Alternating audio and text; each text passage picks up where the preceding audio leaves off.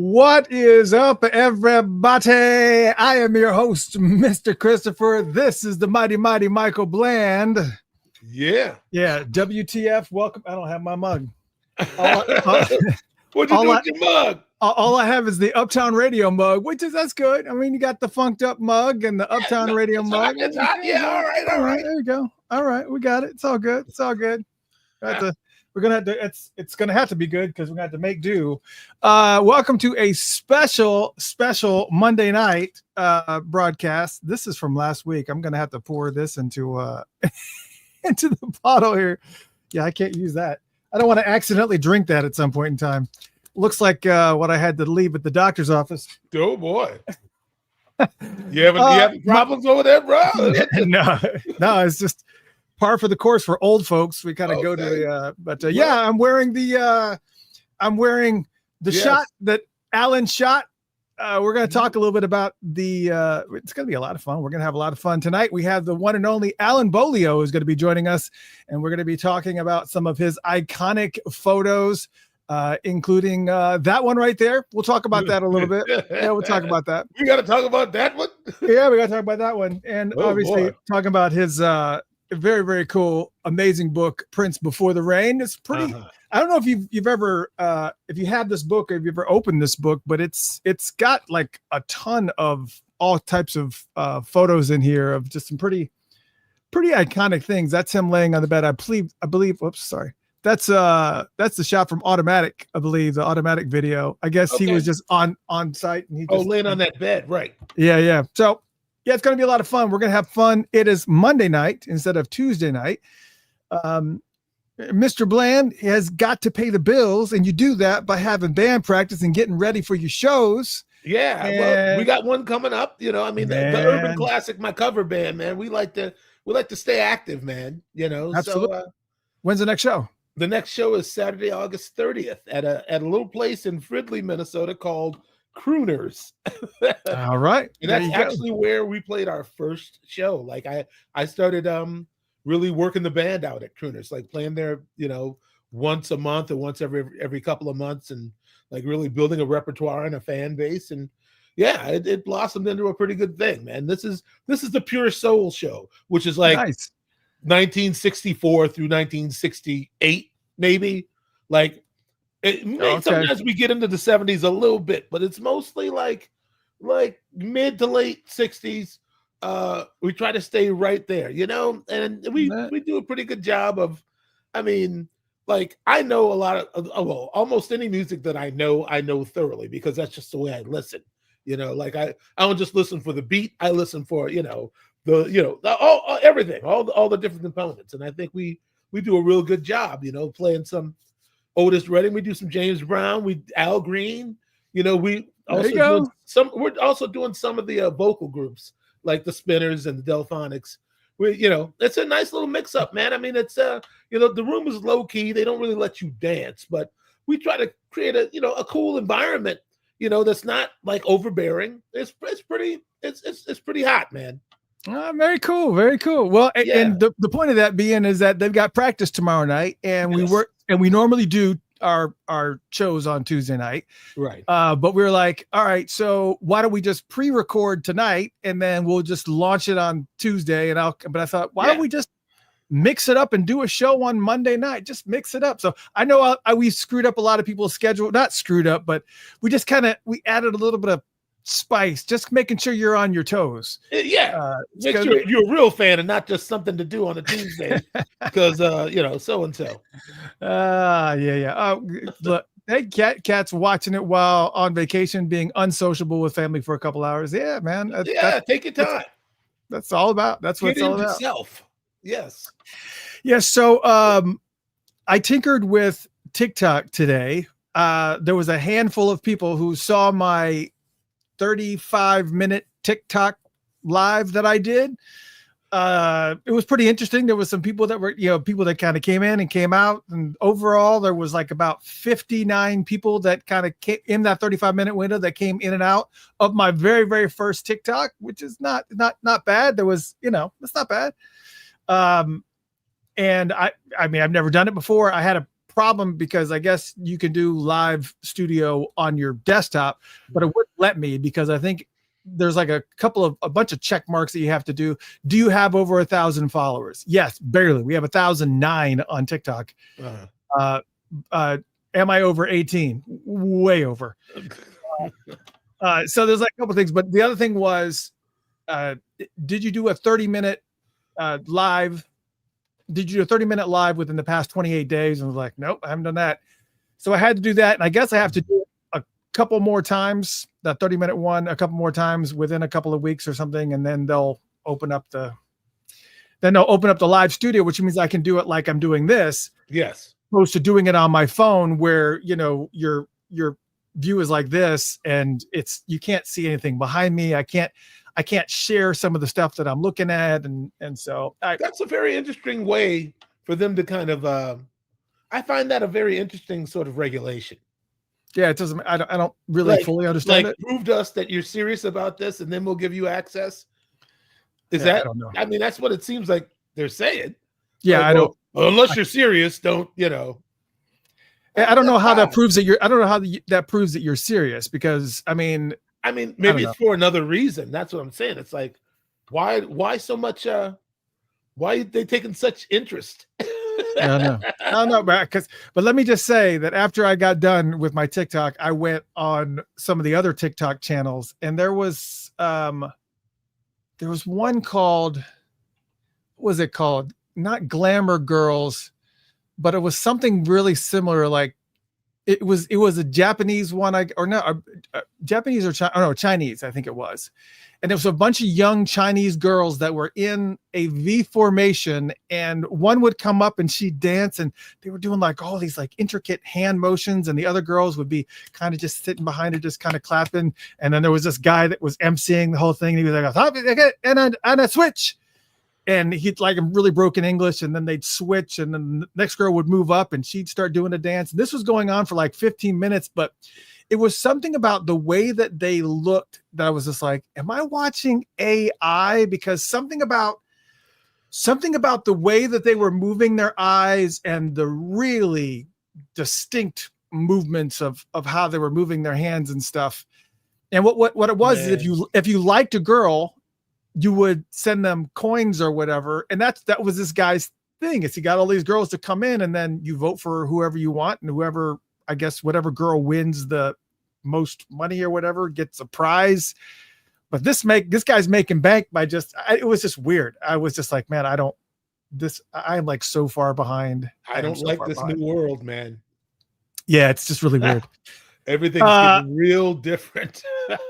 He says, what section of TikTok am I on? I don't know. I'm on a section. I know it's tiktok.com/@Funkatopia. So, so I don't, if there's a section, I don't know what section I'm on. That's, but I know that people came in and nobody said, hey, what are you doing in this section? So I assume it's not something that's too whacked. Yeah. I don't know. Nobody questioned your being there. My goodness. Well, man, it's question me. That's just weird. Things are just getting so weird, man. Yeah, and TikTok's been around for a while. Sure. I mean, a long time, and we just haven't done it. And someone said, you should do TikTok and just kind of go on there and you just talk and just shoot the shit about whatever. And I had the Police's Ghost in the Machine jamming in the background, and I was just sitting there, just kind of just talking and working and doing a bunch of things. And I thought, well, this is boring. This has got to be boring for people to watch. But then as I started going through TikTok channels, there was one TikTok channel that this girl had like 250 people watching her. And all she was doing was kind of going room to room and checking herself out in the mirror. And then she would pick up her phone, and then she would go take her phone over to the next room. And then she would put her shoes on, and it was like, she wasn't saying anything either. And then she'd do this real intricate thing with her shoelaces and tie. And what was like, what, are you guys really bored?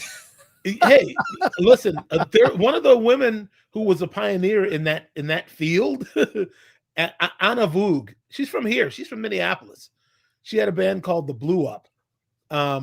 Actually, I met her at Paisley. She was working on, like they were working on their. I think they got a deal. They had a deal either with Warner Brothers or somebody, and she was this sort of like slight fairy of a person, and but just I mean, just a striking human being, like very, very bright, vivid imagination, like really an interesting person to talk to and hang around. And I think somebody had told her, like, when Prince is walking around here, you're not allowed to like make eye contact with him, but I think she was kind of she'd hear them click, those heels clicking, and kind of position herself in a place where they might have to actually interact. Yeah. Like she'd be like in the area of the kitchen and like, like, you know what I mean? It's kind of like when, okay, no, I shouldn't say this, but I'm going to say it anyways. It's like when you see a really, a beautiful girl that's coming, and you're like, oh, she's coming. And you're like, all right, so I'm going to look this way. So she's going to be walking in front of me. Yeah. So I'm not looking and following her. I'm going to look straight ahead, and then she's going to walk. Absolutely, man. As a man, that is something you have to do. If you leave the house, you're doing that. Every day you're doing that to at least one woman. You're going, all right, well, I don't want to look like I'm looking, so let me just. Yes, there's something. Excuse me, ma'am. I mean, listen, I realized on the road, like, because, I roll with a pretty rowdy bunch, man. Sonny and I, we'd be in like the hotel lobby in Italy, and we'd be yucking it up with the tour manager. Enrico, and we'd be drinking whatever, and they had a TV set in the lobby, so we'd be down there watching CNN and whatnot, And then, I mean, in Italy, there are stunning women everywhere. So, but what I realized is when they come walking in, if we were the only people in the room and we stopped talking, the silence was the giveaway. It's like might as well be staring, right? Yeah, I'm like, man. Well, that one time we were in New York, and then we, right? We did nobody. Yeah, we just all kind of. Yeah. And I realized one night, like, we're a bunch of idiots, dude. Yeah. We need to keep talking like nothing has changed. She knows now. She has all, like, now we're a bunch of creeps. That's all right. All right. Guess what? It is the 7:00 hour. It's that time. Well, all right. Well, let's get it. Ladies and gentlemen, it is an honor. Tonight we have a very special guest that is joining us, and you may not know the name. Maybe you do. You should know the name by now. He's the author of this amazing, amazing book, Before the Rain. It's a pretty thick book too, and it's got a lot of awesome photos in here as well. Oh, yeah. We're going to talk about some of the photos that are inside of this book, but you also may recognize his work from maybe, some various album covers and whatnot that you may see. I think I actually held a controversy right there, but and Jesse Johnson's work and all this stuff. So yes, iconic. I mean, just a couple of different photos and whatnot that happen to be about. And he is a very, very celebrated photographer. So ladies and gentlemen, put your hands together for the one, the only Allen Beaulieu. Hey, thank you. How you doing? Like the shirt. Glenn, I never met, but your name precedes you. I really, really like your drumming and personality. Well, we appreciate it. Yeah, that's nice. It's supposed to be the cover of. Yep. Oh, right. I see. Yeah, I can see it. Yeah. It was brand new, and then I watched it, and then, well, you know what happens too. Oh, yeah. Well, see, here's the other thing too. Here's the other side of this. The other side of this is that I got this photo. This is this shirt. This is a 2X, which is actually. This is actually a large 2X, and I lost 70 pounds. And so now I am swimming in this thing. It's like very, very large on me. So it's like, right. But I was like, I have to wear it because Alan's coming on the show. So I have to wear it because for those who don't know, this is a shot that Alan did. And we're going to talk about some amazing photos. Well, that particular photograph, Prince came in about 20 minutes before everybody else, which usually isn't his way, as you probably know, Michael. Yes, sir. He's like the last one to arrive. Mm-hmm. But at this particular photo shoot, he came in early and spray painted it in red spray paint on my studio wall where everybody was going to be and everybody was going to be underneath their name.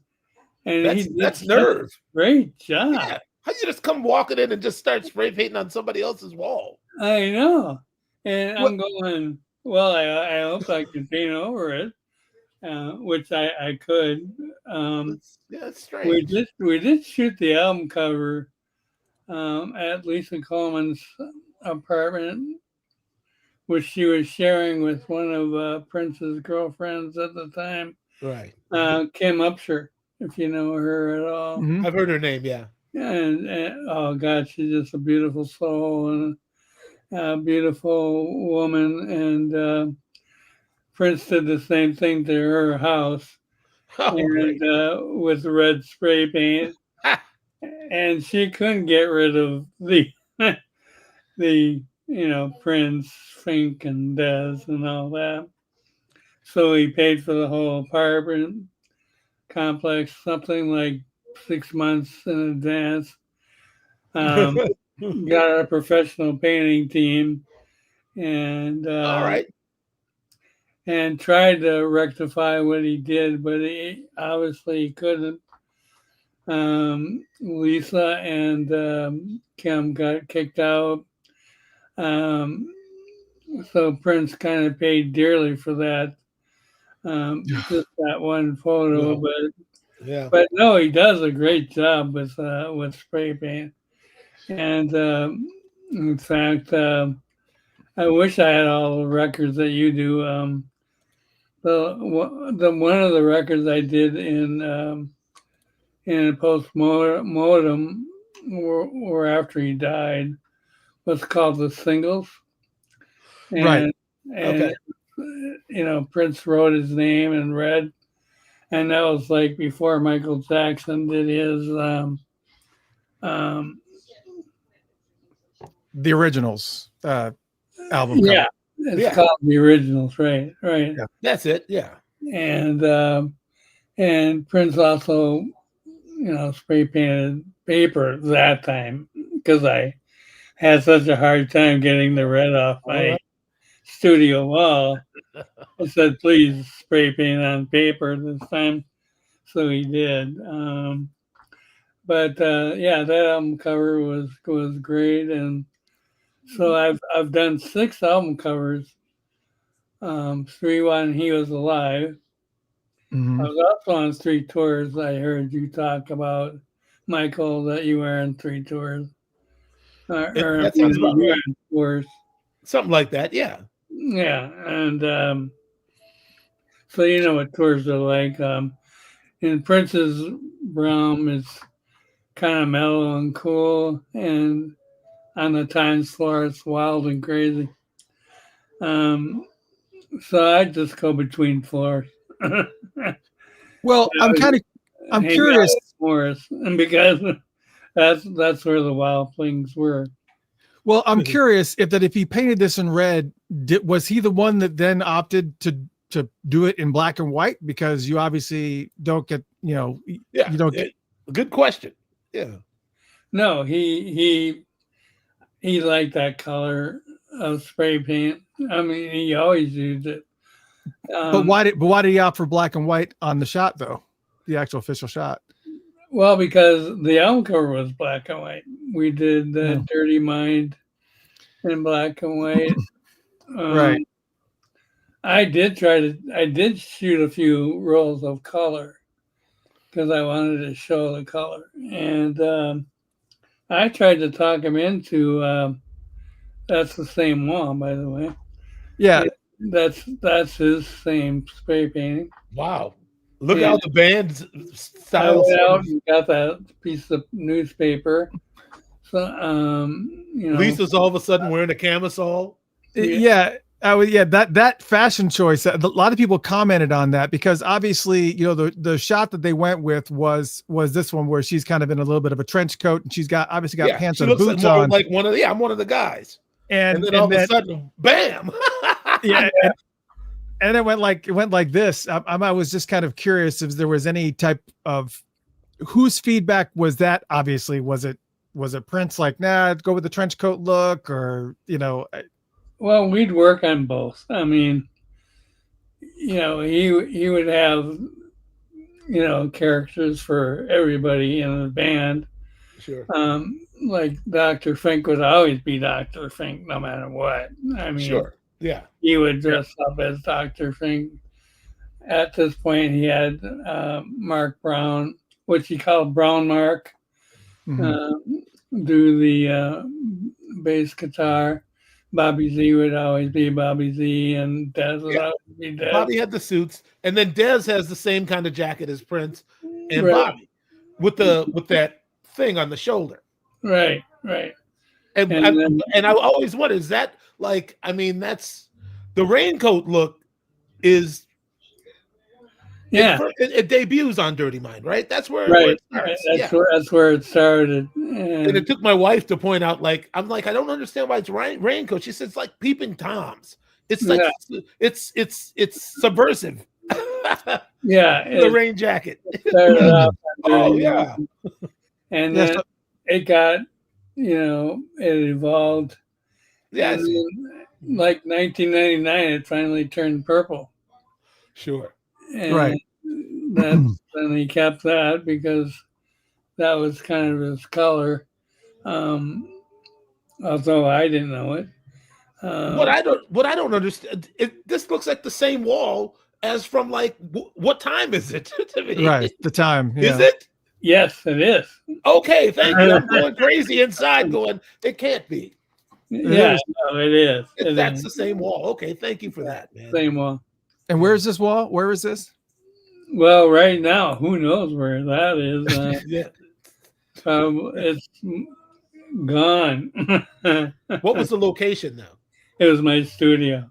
Oh, okay. Oh, okay. Yeah. All right. Yeah. And I also noticed that Prince and Mark are wearing the same pants. Yeah. They both have black pants with the buttons, the buttons on it. But that's a totally different outfit, because if you go look back at the other one, Dez has got this checkerboard thing going on. And also it's dry. With his fly undone and whatnot. Andre Simone's in that photo, and Brown Mark. Did somebody tell him to unzip his pants? Yeah. Andre versus Dez. Yeah.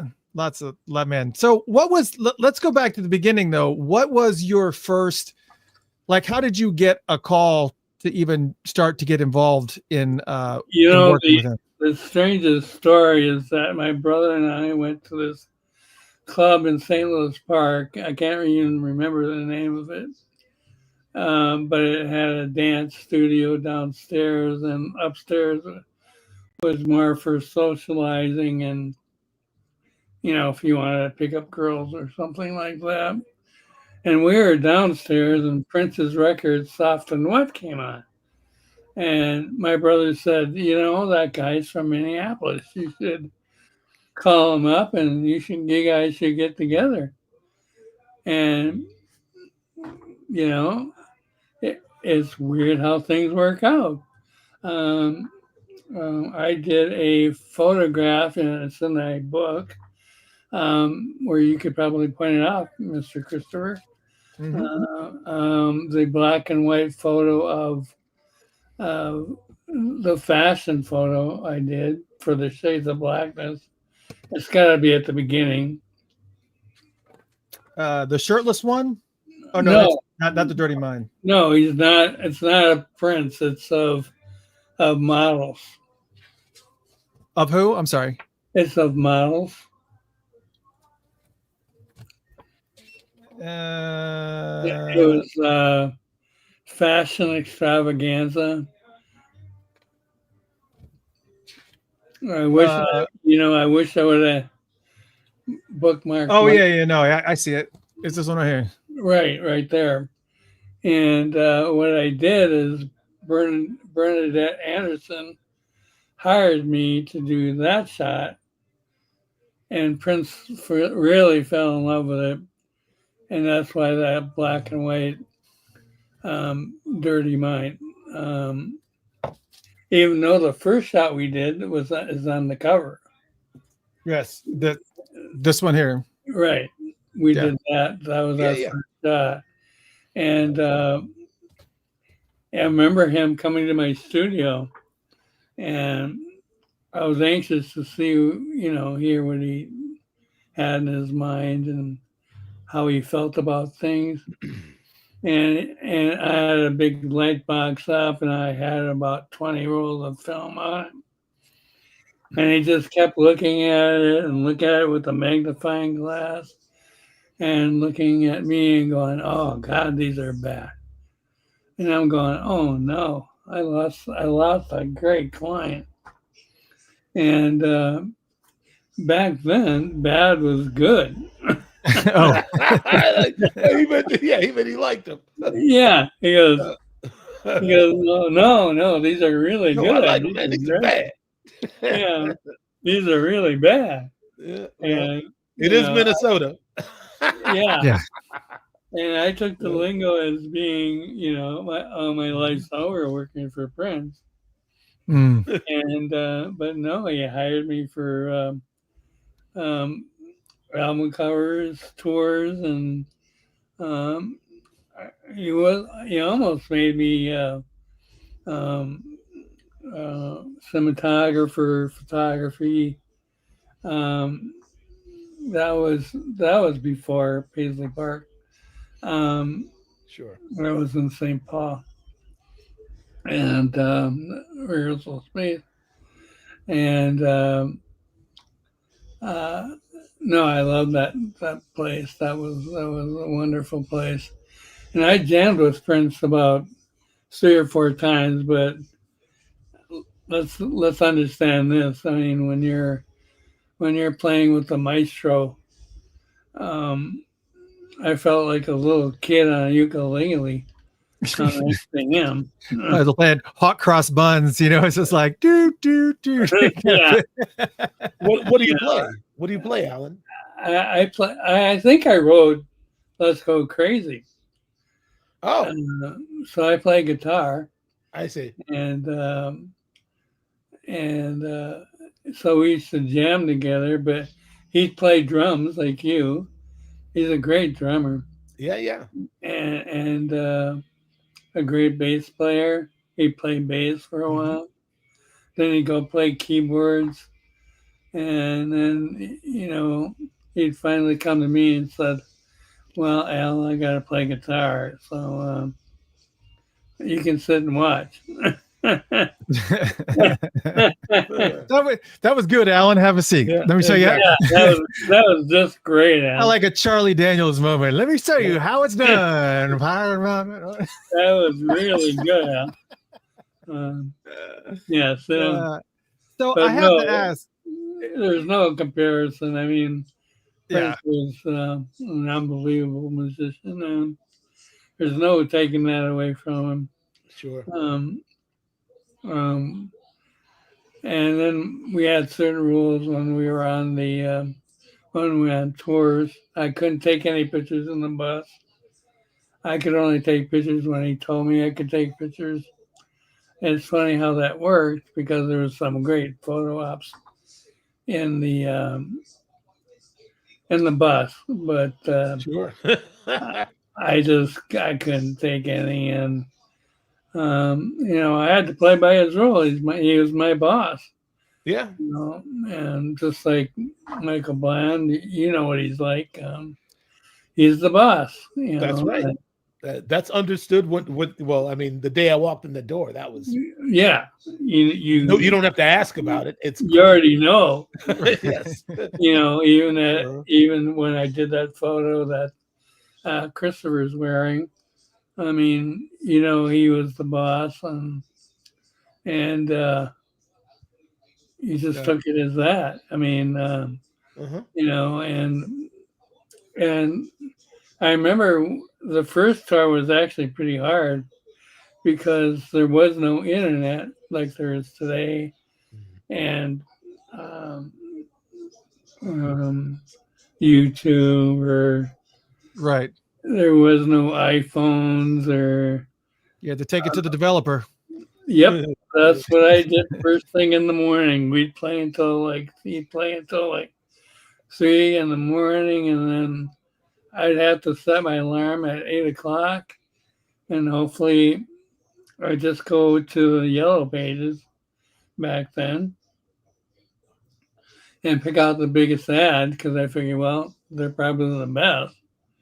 I know that's kind of weird, but No, I get that. No, yeah, that's I just and would hope that there'd be someplace to eat some breakfast while my film is being processed.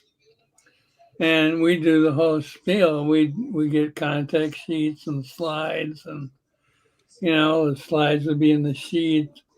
And Wow. at 1 o'clock, I'd have a meeting with Prince every day to show, we did the night before.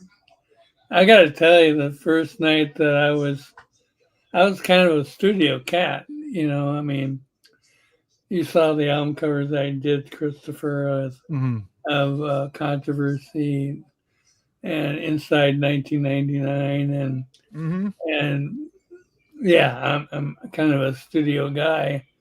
Yeah. And the first time I shot him live, I was a disaster. I think I was in Nashville, Tennessee, and he wanted to do some shots. He didn't like the Rolling Stone guy he sent down. I don't know if this guy really ticked him off or what. But he called me up and goes, Al, I need you in Nashville. And we'll take some photos in my room, but I want you to make them look like they're in Playboy.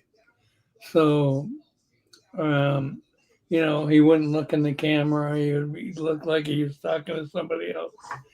And so that's how we shot that. And, I did get a few shots of him looking in the camera. But for the most part, we shot him looking off camera. So then he wanted me to shoot his concert. Now, sure, yeah, I'm not a concert photographer. I mean, I'm a studio cat, and yeah, the shower shot. Yeah, I was embarrassed. This poster is still inside of the Controversy album that I have. This huge poster is still inside of the Controversy album that I have. Yeah, this massive, and you actually have. I actually had a shot of this. Well, this is an alternate of this one, right. But this is actually it's there, and it's this. The poster is intact too. No, this That's is unbelievable.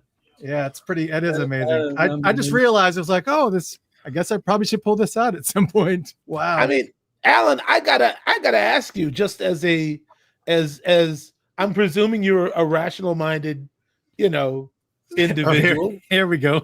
Well, what? I mean, I'm presuming. I mean, you're a standard Minnesotan like me. Yeah. We both grew up in basically a cornfield. So, right. You go to photograph this diminutive being who's gender bending already, already marketing gender fluidity. What is your thought as a photographer? Are you just taking this in stride? I was kind of blown away. I mean, who wouldn't be? The shock value just in itself was, shocking. And for you to even take it, you had a feeling while you were taking the photo. So when I was taking the photo, I was going, "Oh my God, a cross, a crucifix." He's washing himself. So I'm trying to put those together, and then he's in bikinis and this is all at his house. And you're a white cis male. Yeah. And that was quite the photo. The shot is probably my least favorite of the Prince photos, because I even though I like Prince, I mean, I loved him as a person. that shot did shock me, and it still does to this day. Now I got a question. Do you have like these? Obviously, we had the poster one that I just showed, and let me go ahead and apologize for those that are listening on Spotify, iHeartRadio, Odyssey, where else? Because this is a very, very visual show, so you're going to need to watch the video right now. Moving forward, I'm going to try to briefly explain what we're looking at so that you have an idea, so you can picture it in your head if you're listening in your car or whatever. But now we're talking about the shower shot where Prince is just in a bikini briefs in a tiled shower, pretty much naked except for bikini briefs, and there's a crucifix on the wall as well, and that's the photo that we're talking about right now. So my apologies to the audio only people that are listening right now, but the question I was going to ask was, I'm assuming that, you know, we got the poster that we just looked at, which was the large version of this, and then we have this one that I have here where he's kind of looking off to the side. But I'm assuming that how many rolls of film did you burn up doing this particular session for this right here? I probably shot 15 rolls. Okay, so here's my question to you. Have you ever considered joining Patreon and like setting up like a group where you could like do a release of a unreleased photo? Because I guarantee you that the thousands of people that are out there that would love to be able to see some unreleased photos that they've never seen before. I can actually show you a picture that was in the Times very briefly, but I think is a beautiful shot of that. It's a headshot that's never been seen before. Wow. And yeah, we'd love to see it. All your guests could order it, and it only costs like $100 for 11 by 14 on art paper. Let me get it up here. Let's see if it shows up. So let me let you share it. I'm not sure if you're familiar with the sharing facility, how to share it on. You might be able to. I don't know. Can you see that? No, we can't. I'm trying to see if there's a way for you to be able to share. Yeah, I think no, I don't want you to email it to me because then it will be out in the ether. But I mean, I wouldn't share it. But if you wanted to email it to me, I could briefly show it and then I'll delete it right afterwards if you wanted to do it that way. Because we can't actually see your screen, obviously. I understand if you can't. That's fine. I have a lot of photos of like you. I got Dirty Mind on here. I got Controversy. I got some of the most famous photos of Prince. Well, because my question is that obviously with the book, if for those who don't know, if you go to funkatopia.com/Allen, ALLEN, it will take you directly to Allen's website, which is allenbeaulieu.photos.com. And you can order the actual prints of the ones that we're talking about here tonight. You can also order the book. Everything is actually there, but if you don't know how to spell his last name, we made it really easy for you. Funkatopia.com/Allen, ALLEN. It will take you right to his website. You can see a lot of the photos that we're talking about here tonight. Westerberg did a great job about sharing my website. And I was telling my frustrations that if you put in, Prince's best photos, my name doesn't even come up. And how unfortunate that is for the many fans that there are some photos that they come under Getty, but I never sold any of my copyrighted photos to Getty. So, they could be in trouble at some point. Well, that's the reason why I was thinking that Patreon may be something that's a little bit more, you can kind of set up a little bit of more of a community of sorts where people can come in and they can look at the different photos, and they can give you like literally to be a membership. They could maybe do like $5 a month or $10 a month or something like that, just to be able to like see a photo, not be able to download it, but actually be able to see it. And those types of things can actually create revenue. Yeah. Everybody has pretty much duplicated every photo. I bet that's the case. Yeah. And there's so many iconic photos and stuff that are in here in this book that we did. Yeah, these are amazing. Just amazing. Yeah, we were just a great team. The reason we broke up was kind of weird. He thought I was getting a little bit more famous because I was also shooting Vanity 6 and the Time. Right. Besides Prince, so I would shoot the Time, and that's the ladies' restroom at First Avenue, by the way. If you want to take that down. Yeah. Right. So we're looking at the photo for the Time in inside the ladies' room at First Avenue. Again, if you want to see any of these photos that we're talking about, you can go to funkatopia.com/Allen and be able to see follow along later on when you get behind a computer. But for those watching on video, this is an amazing shot here as well. It really is. Yeah. Right. And those guys are great as well.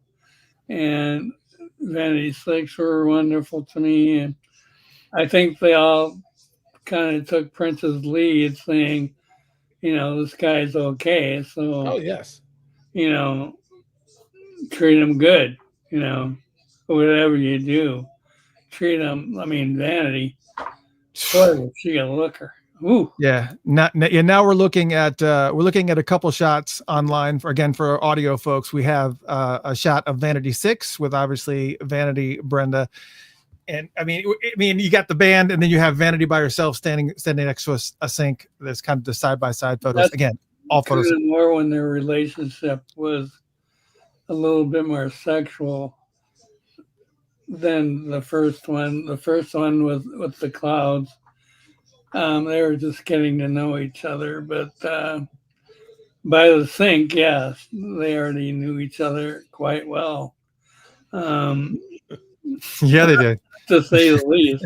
By the sink. If anybody knew about sex, it would be Prince. Yeah, you got to wash your hands. Yeah. You gotta wash your hands now. You gotta wash your hands. Don't be nasty now. Be nasty, but not nasty. Yeah, right. Oh my God. I mean, but you had it's just iconic. I mean, you were just able to capture so many iconic shots in, I mean, the Time photo alone. I mean, now here's a photo. There's a couple photos I really had a question about because they were really interesting photos that seemed to tell a story in themselves. The first one seemed like it was one that maybe he didn't want you to take. This is a photo of him sitting at a table and you're kind of off to the side. Right? Where he's kind of off to the side and he's kind of giving you this look of like, what are you doing? And he's like, that is the face of disapproval. Yeah. No, he would give me that look when, hey, put that right now. And I would. I mean, he's the boss. Yeah, just is it making you uncomfortable just looking? A little bit. Where you just go, well, I took the shot, but I didn't mean to. I didn't mean to go in honest. Or a 30th of a second before that, he looked wonderful. He looked great. I'm sure. And it was at that moment that so how like my photo. So how does all that work with, like, you obviously own hundreds of photos that go way beyond all the photos that are in your amazing book. Again, funkatopia.com/Allen, ALEN. Go to the site and pick up this book. It's amazing. So many photos on here. But you have bought the book. Please buy the book. It's incredible. But how does exactly this work? Because you obviously have hundreds of photos that you've taken. If you wanted to just say, release another book, do you have to go through the estate and get permission to put these? They're all my copyright. And after Prince, I worked for Rolling Stone. Those are all my copyright. I made sure that I copyrighted everything I shot so that I would keep the copyright. So I would have copyright of Vanity 6 and copyright of the Time, copyright of Prince, So when Prince would put PRN Productions next to my name, all he was doing was securing my copyright, basically. It's actually surprising that I mean, with as heavy-handed as they have been with a lot of the IP, and rightfully so, because right now they're trying to protect the IP that is Prince, and for you to have so much material, so many photos of him, it's just it's just surprising. I mean, I'm glad it's worked out that way for you, because these are amazing photos for sure. No, it's worked out just great for me. Yeah, I mean, there's at least 4 or 5 times a year where, well, I could tell you the story of Netflix. Oh yeah, there we go. They gave me $100,000 for all the photo access to all the photos I had, and I said, "Yeah, go to it. You can have anything you want." Awesome. For that price. Yeah. But you can't have them. I mean, they're my copyright. You can always order prints from me, but they'll always be my copyright. I don't know how else to say it, but copyright is very important. Absolutely. And Prince, I think I taught Prince a thing or two about copyright. I'm sure. And I think after me, when he hired photographers, they had to sign away their rights. Yeah, that's on paper. Thank God. Yeah. Yeah. That's awesome. Just had to throw that in the trash. Didn't have to clean it up at all. And but that's awesome. Yeah, but that was well before Michael Jackson did his. And with Bad and all that, yeah. Yeah, and then we did Prince a microphone, a piano and a microphone. 1983, yep. Yeah. The cover for that. Yep. Yeah, so that was after his death. So I did a few like that. I know Nancy Bunt did quite a few, and Robert Whitman, I think, started it. And who actually gets forgotten in all this is Joe Giannetti did the second album. And Joe Giannetti is a wonderful guy.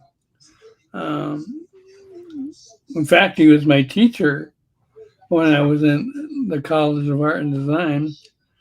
He taught me how to photograph.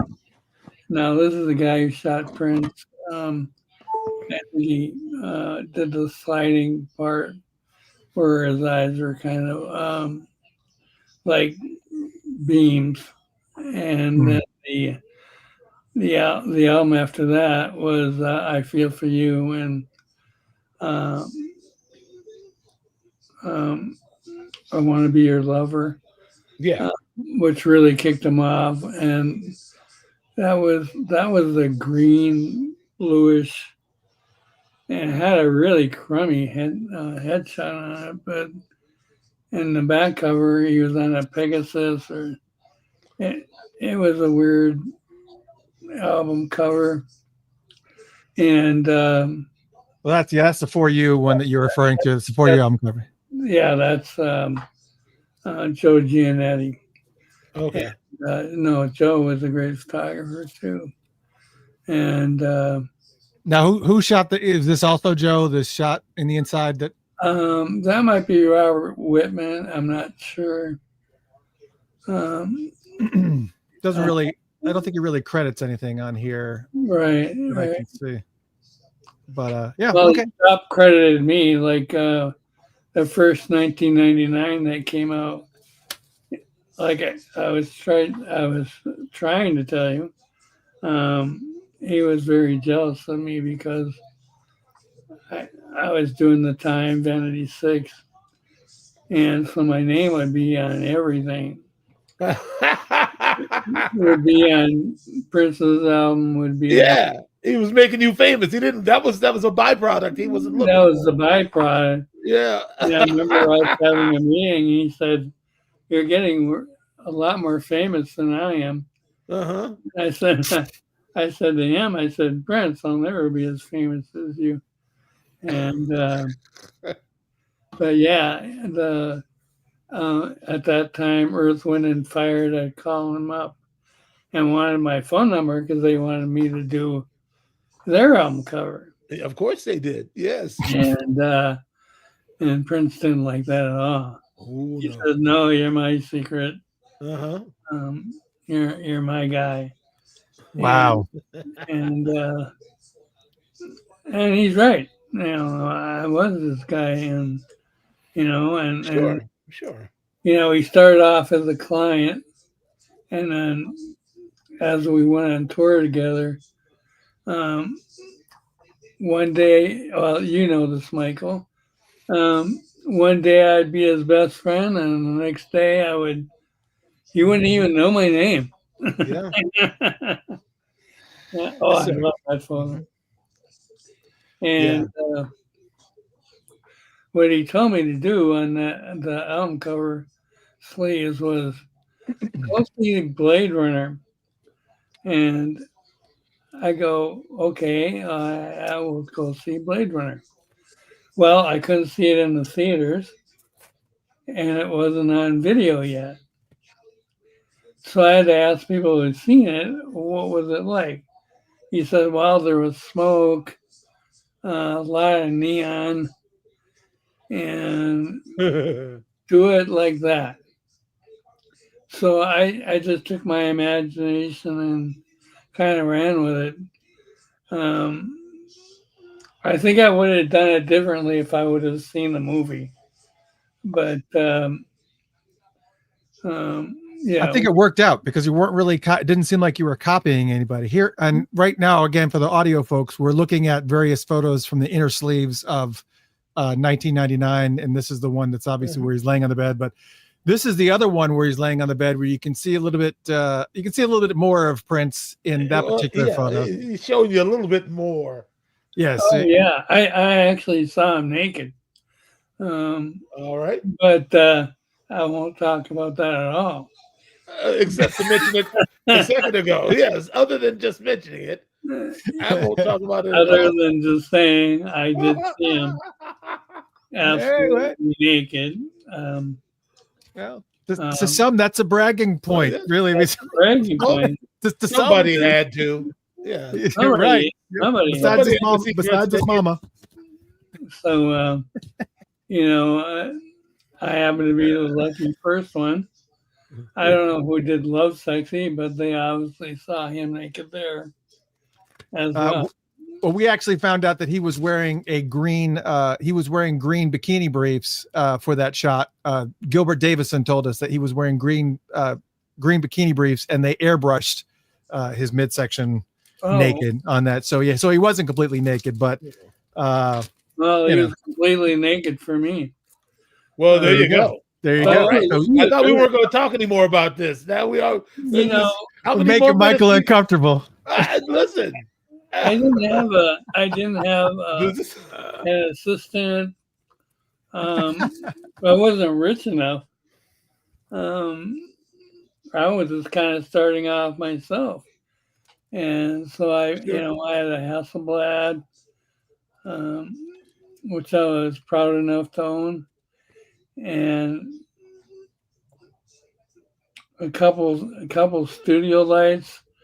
I remember for that first shot we did, the one with the stars. Can you show that again, Christopher? The one with the moon on it. The one with my book cover. Oh, the book cover. Yeah, I'm sorry. Yes. So this one here. Sorry, I'll make. So for the stars, I had to go behind him and shoot the strobe off like 20 times in order for the light to come through, and he'd have to be absolutely still. I mean, it is unbelievable the stuff I made him do. and the things that he would do for me. Yeah. You know, Well, I'm sure he wouldn't do to this day. Stand, well, I said, 1, 2, 3, 4, up to 10 studio shots. Oh, I love the pinball machine. Yeah, that was in New Jersey, Passaic, New Jersey. We were in the dressing room, and they had a pinball machine right off the dressing room, and yeah, I photographed him on the pinball machine. wow. But Some amazing photos. Great photos Yeah. of him, and the worst time I actually photographed him, or at least I thought, was when he opened for the Rolling Stones, because they actually just threw stuff at him. Like you can see where they threw a Coca-Cola cup at him, and but he's playing. It's kind of strange. You don't play Jack You Off as your opening number To the Stones crowd, right? to the Stones crowd. But that's what he did, and Yeah. even though he's very talented, they threw stuff right away, and That's tricky. he got missed just by a hair a few times with a beer bottle and this and that, and finally Bill Graham came out and said, what a bunch of losers those guys were, and how amazing Prince was. But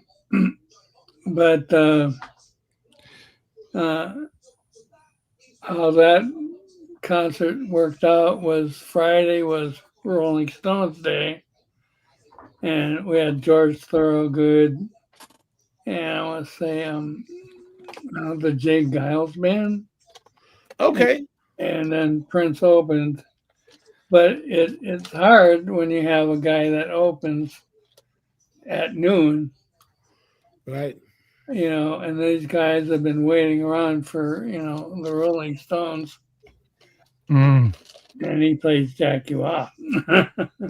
Yeah, the perfect storm. It sounds like. Yeah, it was the perfect storm. And now, was he even interested at all? And again, for the audio folks, we're looking at the very infamous shot of Prince facing away from the crowd, opening up for Rolling Stones, and you can obviously see the crunched up Coca-Cola cup on the stage. Was he interested at all in even looking at these photos after the show was done? Because I understand he was just kind of really annoyed at this whole process. Yeah, he was.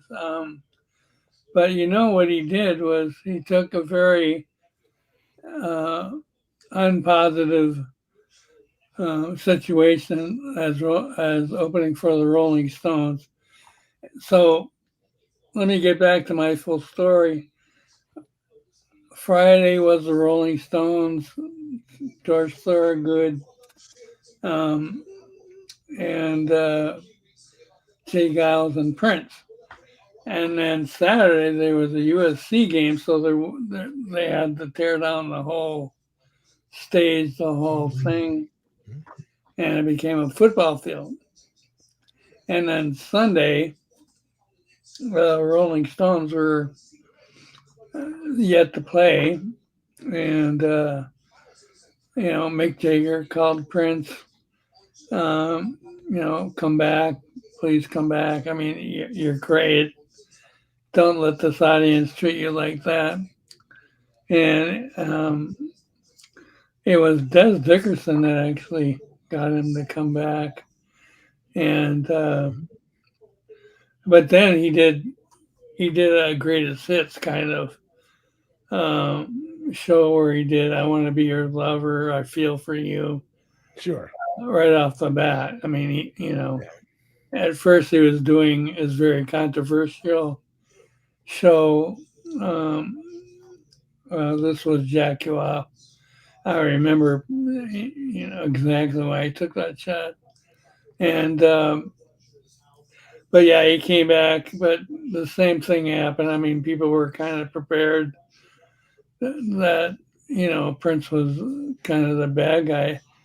But I want to say, this guy took a bad situation and then did the best albums of his life because he came back with 1999 and Purple Rain. Oh yeah. What kind of guy does that? A survivor.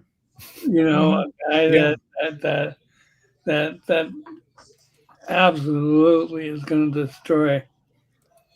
This is one guy, and I didn't take any memory pills, so I'm sorry, and I'm kind of old. But this is one guy who wanted to be a rock star so bad that he would pretty much go through anything to be a rock star. And I was just flabbergasted at the Super Bowl show when it started raining. Oh yeah, during the Purple Rain song. Oh my God, I almost fainted. Iconic moment. You couldn't ask for anything better for him. And even though I wasn't working for him at the time, I just applauded it.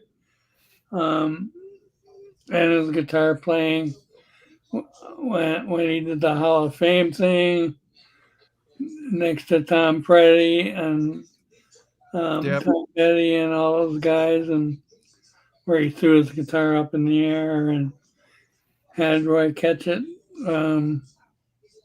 You just applaud those moments because he had that in him. He was such a great guitar player. Man, that's hot. And that nobody could touch him. I love that shot right there. Oh, thank you very much. It's some attitude. One iconic shot after another iconic photograph. I mean, when the camera loves you, you can get plenty, I'm sure. Sure. I mean, so photogenic, all of those guys. Yeah. No, all those guys, they're when we were on tour, I could shoot on stage and I got to tell you, I was such a lousy stage photographer because they only had lights for so much. Sure. The Nashville photos, and he would dance around a lot. And I don't even think I got Prince on any of the shots that I took. That's how bad I was. And he said, you'll get it. And the next stop was Atlanta. And he said, now come and shoot Atlanta. And I said, okay. And there was a guy there that showed me all the settings on the camera, how to shoot live, how to, capture live stuff. And I remember those settings to this day. And anybody I ran into, I would say these are the settings to use to shoot live. Yeah, right on, man. You just pass it on. You gotta have that high speed film too. That's really helpful too. Yeah, you gotta have special lenses, special film. Sure. I even tried some infrared at some point, and that didn't quite work out the way I wanted it to. But I was experimenting, but yeah, I got pretty good at live shots too. Clearly. Yeah, I mean, after this guy showed me the settings, boy, I just took off. Yeah, and right on, man. So I just got better and better and better. Sure. And so I wasn't just a studio cat.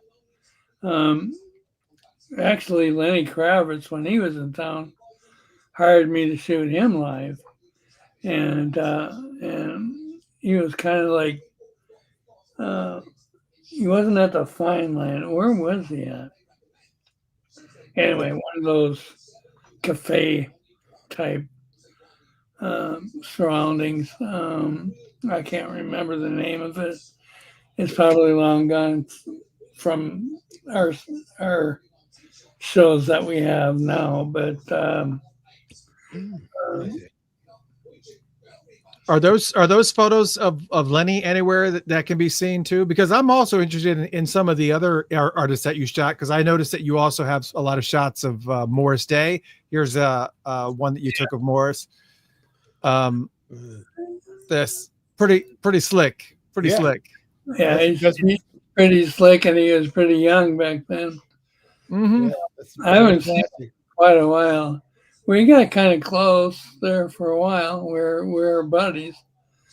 And Prince and I were buddies, and I was like in the inner circle, if you can say that. Sure. Michael, you understand what that means. Yeah, you got to see things that most people didn't get to see, and actually talk to these dudes. Yeah. I actually got to know them, and right. Yeah, you hung around. You got to see a lot of stuff. I had access to Prince and Morris and Vanity like nobody else.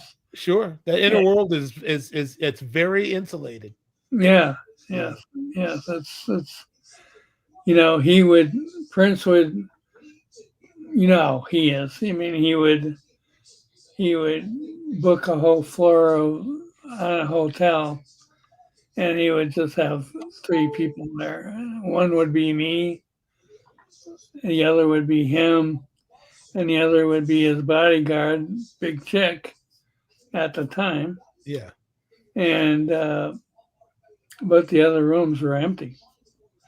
So he was quite extravagant that way. I wonder why he felt he needed so much space. Yeah, and he put me right next to him, and awesome. He'd have some fun.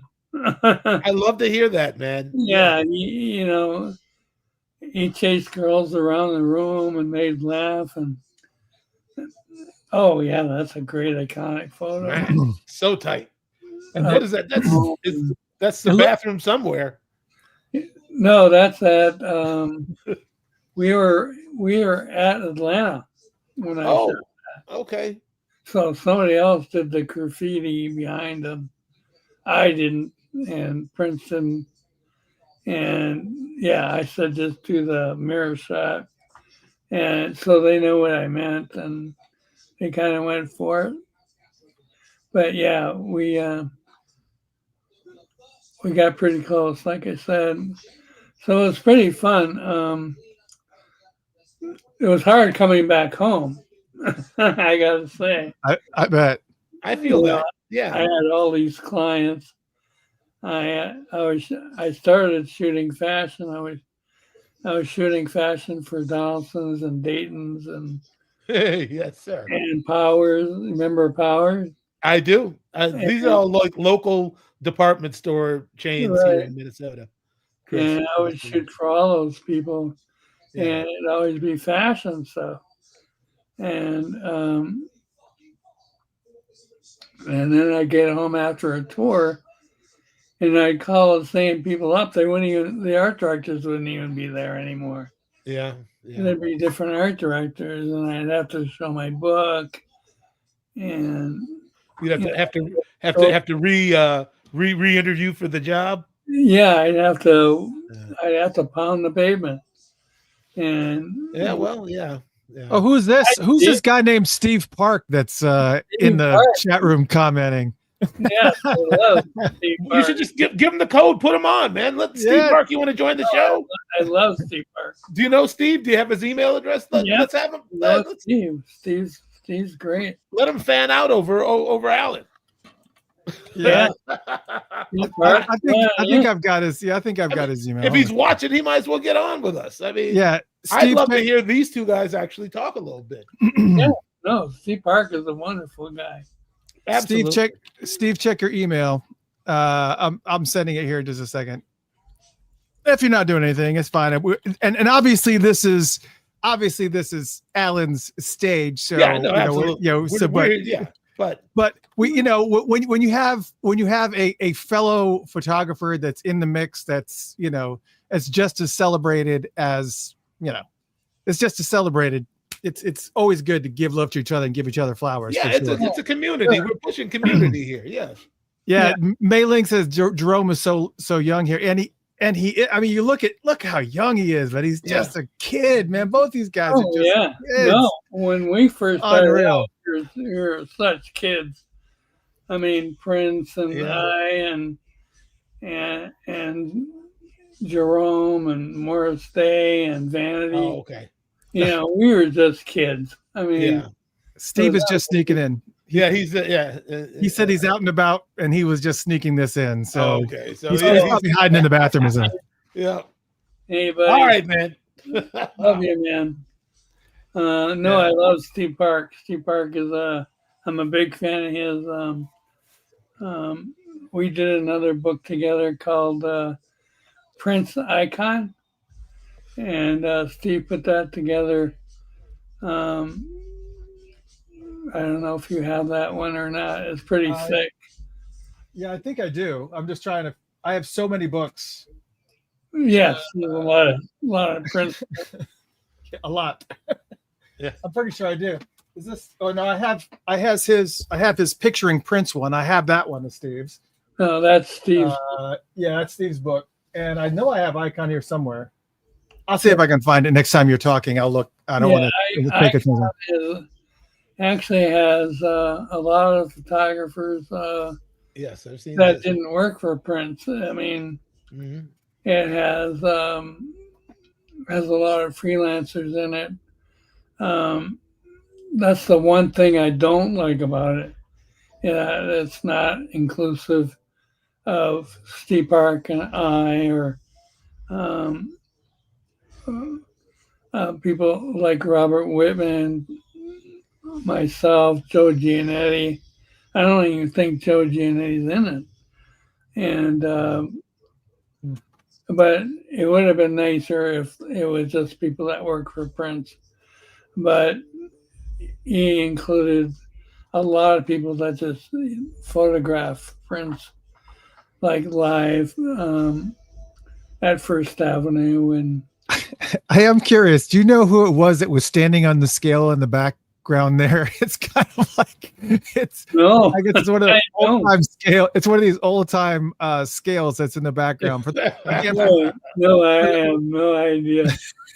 That's just somebody. Yeah, I wonder it looked like it could be Muddy Waters, not Muddy Waters, but it could be Jimmy Jam. Who knows?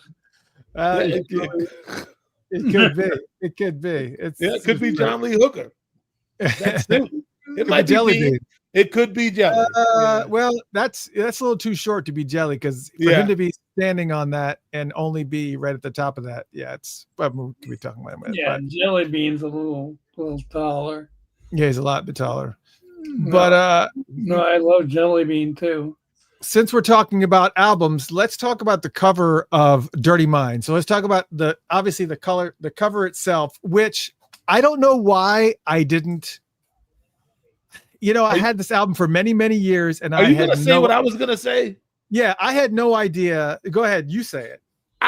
It took me until like maybe 10 years ago. It's a box spring. Yeah, exactly. Man, one day it just hit me like, oh wow, okay. Yeah, same. Yeah, it's my way of shooting Prince on a bed. Right. Whose idea was that to use the box? That was my idea. Go ahead, man. It looks great. Yeah. That was a great idea. Yeah, for those that don't know, this is the cover of Dirty Mind with Prince, standing in the jacket with the studs on the and he has the bandana. The back cover where he wrote all that stuff, that's red spray paint. Oh, that's what he got in trouble for. Yeah. Yeah, it's just and so what he's standing at, the background that Prince is standing in front of is a box spring. It doesn't, obviously it doesn't have you can see all the springs, but it's just got this pattern that you don't think about it. And it's a mattress. It's basically a box spring mattress. That's right there. And what I find interesting about the question that I had about Dirty Mind, the back cover where he's laying down and it's got the songs listed, is that at that point in time, he had to make a decision as to the track listing when he shot this, right, because he was notorious for changing the track listings at the last minute. Yeah. At the last minute. So this is kind of impressive that he decided, all right, this is how it's going to be laid out. I agree. I understand he would call me at the last minute. So there's a reason for that. But yeah, he knew the tracks and how he got everything in like that. I'll never know. I couldn't do it myself. And I'm an artist. Yeah. I went to college of art and design. And, you know what? I mean, I don't know if you ever saw him do this, but I watched Prince sketch things just off the top of his head. Like, he had a very strong sense of like space. You know what I mean? Like, right. And he was very he had very steady hands when he'd start, even when he wrote. I mean, you've seen his penmanship. It was immaculate. Yeah. You know, so he would say, I wanted to look like this, and I'd watch him freehand something, and it was just like I could tell that he was always measuring space. So I think that he had some sort of sense for it, really, you know. Yeah, he did. I mean, I couldn't have done that if you would have paid me. Yeah, me neither. I would have messed it up. I mess up checks when I got to write them. Yeah. Oh, wait, there's not enough room here for. You know, to tell you the truth, I couldn't do it. Yeah. I could have done it if I had to write it, but I don't know that because my mind actually works like this, but I don't know that I could have done it with spray paint. That's something different in itself. And red spray paint. Oh boy. And that's when Lisa and Kim Upshur they got kicked out of their apartment, and Prince had to, I think he ended up paying for that whole wall. So that's Lisa's box spring then? Excuse me? That's Lisa's box spring? No. I got the box spring from a aluminum recycling place, probably 3 blocks from my studio. Oh, okay. I see. And then they actually had the mattress on it, and I took the mattress off it, which you see I didn't do a very good job. You can see some of the mattress, but I wanted it to be kind of a Dirty Mind kind of thing, you know. I wanted it to be kind of messy and not perfect. And that's what I told him about too, is when you're posing, I don't want him to be perfect. I just, just give me what you got, but keep in mind, I don't want everything to be perfect. Although it's got sleeves to it. I agree. Yeah. This one turned out pretty good. Yeah, absolutely. Yeah, Hydro does bring up a good question. He said, is sister in quotes, the dots on each side of sister on the back of Dirty Mind. Yeah, I don't know that you would notice anything necessarily like that because of the fact that you're worried about the shot itself, not necessarily more so the content itself. But yeah, it's a good question. Why sisters in? Well, I have no idea. I would think that because of the connotation of the song "Sister" and the content of that song. Maybe I think he's pretty clear in the song. Right. He's pretty clear. So anyways. I don't think he was talking about his own sister, but well, no, he did. Well, he does in the song. Because the line is incest is everything it's said to be, is what he says in the song. So he's definitely talking about his relationship sister, but it's just a song to get a reaction. So that's all. I photographed the sister too. Sharon. Sharon. Yeah. About 2 or 3 years after that photo. Yeah, she's been on the show. She's been on the show before, and she hates that song. Yeah, for obvious reasons. And no, you shot so many other people too. Very nice to me. Oh yeah, no, she was extremely nice. Jimmy Jam, Terry Lewis, yeah. Oh yeah, that was photographed for like when they won Producer of the Year. I went to their studio and photographed them. But they were kind of weird to me. I don't know if it was, I don't know. I'll tell you what happened and tell me what you do. Okay. They hire a $2,500 makeup artist, put her at the top of the, what's that hotel downtown that used to be downtown? Starts with an M. Marriott or the Marriott, right? Okay. Marriott, and put her in the penthouse and paid her like $1,000 a day. Okay. And they sent me Mint Condition, 2 other wannabe bands, plus Soul Blackness, which has gotta have 12 people in it. And I'm working my ass. I mean, I'm just sweating bullets. And they only paid me $300. What? Okay. Yeah, I would have a problem with that. Yeah, I would have a problem with that. I called those guys up and I said, don't ever call me again. I can't take it. As much as I love those guys, they disrespected me. Yeah. In probably the worst way. You know, especially at this point. And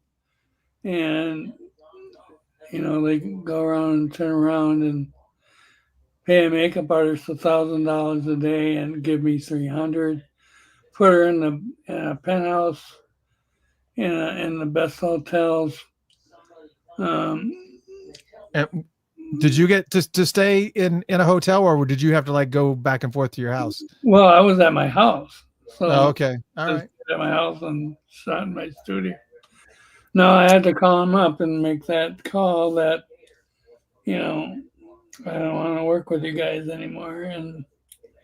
And this is the studio where, you know, if they didn't have Janet, you know, who knows where these guys would be. This is like SOS band days. Yeah. Probably. Yeah. So, well, what was their response when you told them that? Well, they said, you know, okay with us. I think because they were kind of into that black on black thing, where if I was a black guy, it'd be different. I don't know. I understand what you're saying. Yeah. I mean, you know, I was hoping that they'd be open-minded as friends, but I shot Janet Jackson, and they were okay with that. I don't know what they were thinking when they did what they did, but they had to know that I was going to feel a certain way about it. Yeah, I probably would too. And I think Michael and Christopher, you would too. Oh yeah, I would. I'm working my butt off. Yeah, trying to please these guys, and you're doing what? No, we know what a fair wage is. Yeah, we know what a fair wage is. Yes, you know, and I know how I would feel as a even though I'm Mexican, I know how I would feel in a white guy position. Michael, how would you feel? Yeah, I'm taking it there. Go. Yeah, well, clarify your question. How would I feel if what? Well, because he made note that, you know, it was very much a, you know, black artist supporting black artistry, and he just kind of felt like he was kind of pigeonholed out. Yeah. Okay. I mean, so how would you feel in that position? Well, before I do anything for anybody, I talk money. So okay, yeah, that's a good point, Michael. Now, so there's that, Alan, and I understand that. No, they did tell me exactly how much they were going to pay me before they did pay me. I just didn't know that everybody else is being paid a lot more. everybody else was getting. Okay. I'll offer this. Thank you. I mean, way above me. I mean, we don't always know who's paying for what in this business. No. Now, you know what I mean? I'm hesitant to make a reckless assessment of the situation just because I know how slippery this business is. I mean, it's and I'm not insinuating anything about anybody. I'm just saying we don't know who this woman was. I mean, I wouldn't spend that kind of money to put anybody up at a hotel. So I don't know. You know what I'm saying? It's like I can't really get there from here. But I do have I have white friends who have been accusatory of the Flight Time Productions being a little I guess you can't really call it racist, but prejudice. So yeah, they definitely. I've heard this before, is what I'm saying. That's all I'm saying. Yeah, I mean, you know, I call it what it is. I've heard that. That was a very hard phone call for me to make. I get it because you don't want to. Yeah, I mean, these are people who are going to be working, and they're going to need somebody to do it. You don't want to have these relationships in disrepair, but I get it, man. You have to set your terms and decide what you're going to accept in life. So this was 2 days that you were working with them. Is what was your normal going rate for working for somebody for a couple of days? Well, usually my going rate was $1,500 a day. So why did you agree to so low with them, especially them? You know, they had bank. Well, I just think Jam and Lewis, you know, open the doors. I'll catch them later. You know, gotcha. Yeah. Open the doors. Right. I mean, I like you, Alan. I don't know if we've ever actually met before, but I like it. I think you're a reasonable person, but I really think you kind of you left ambiguity in a place where I would have been 100% clear.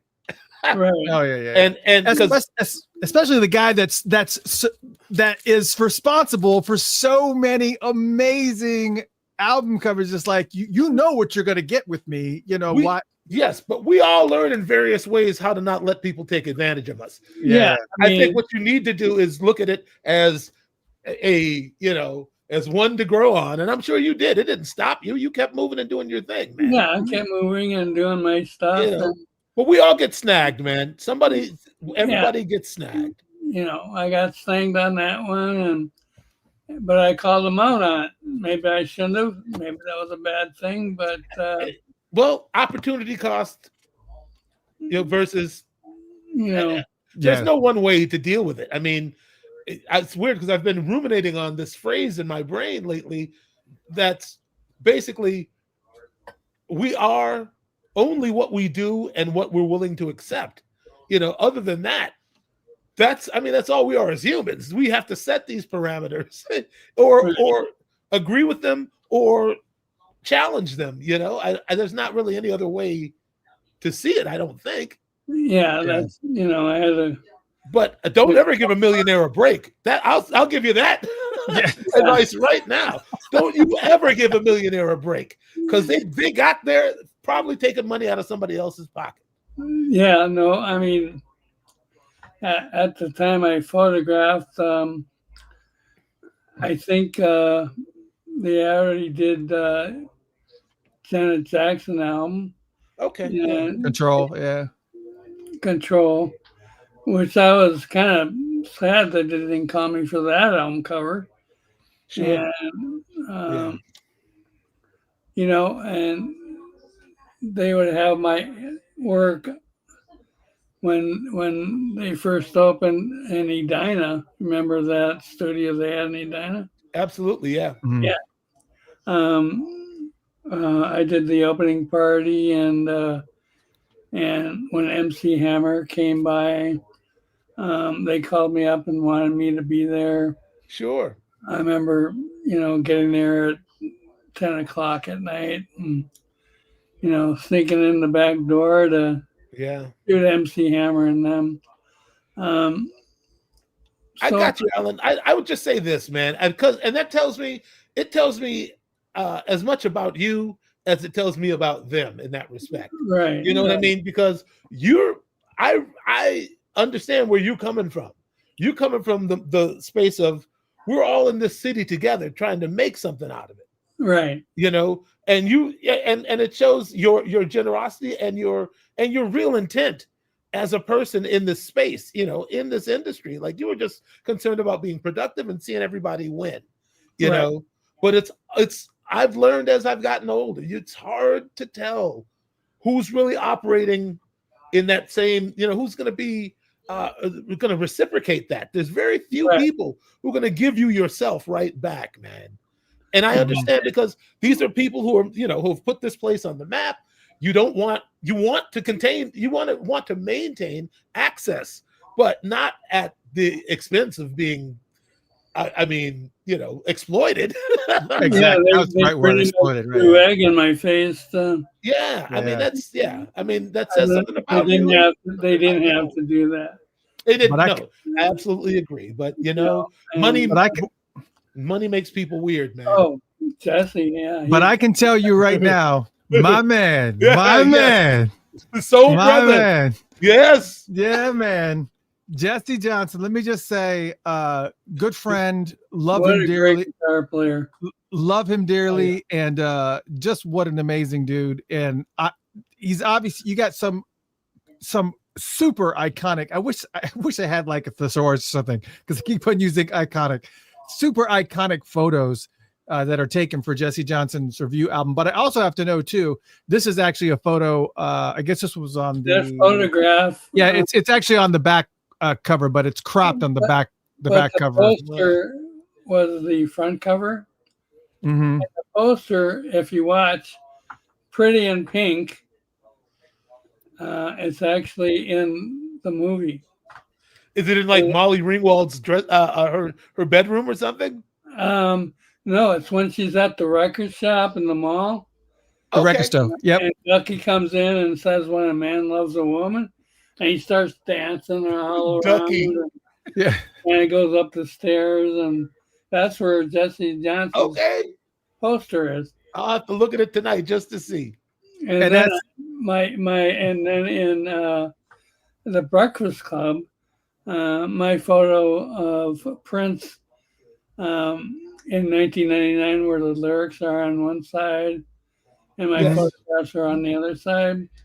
That's actually in the Breakfast Club. That's nice.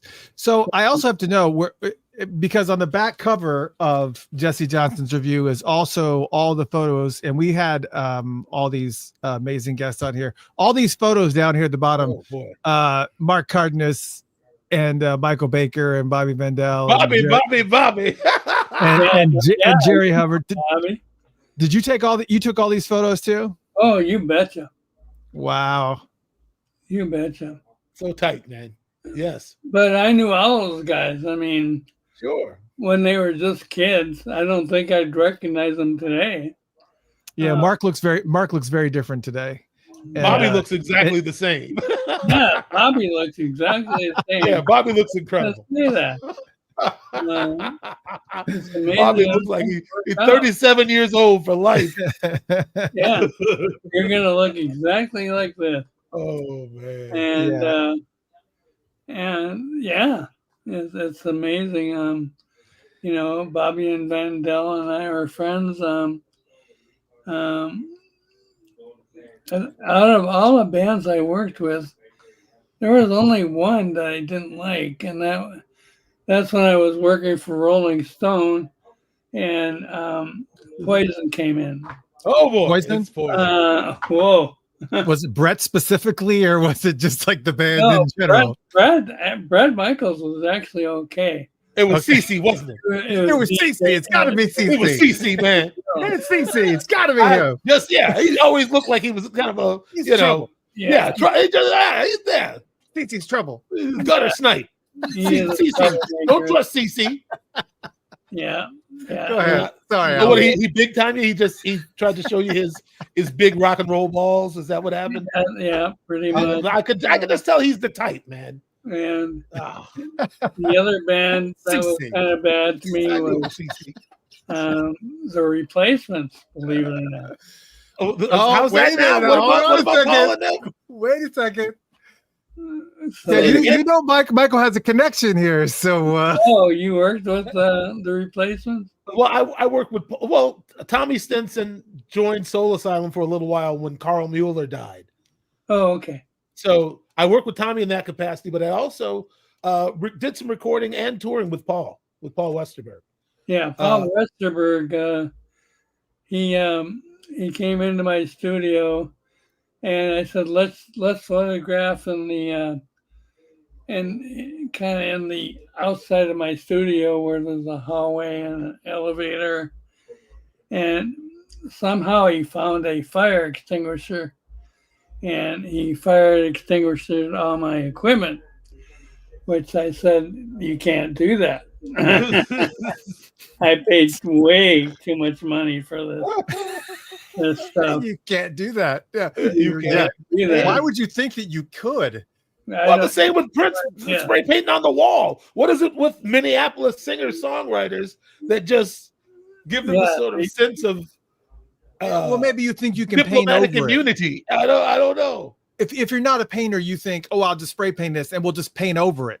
And you don't think that red paint doesn't work like that because it takes a lot. But to fire extinguish somebody else's photo equipment is like insane to me.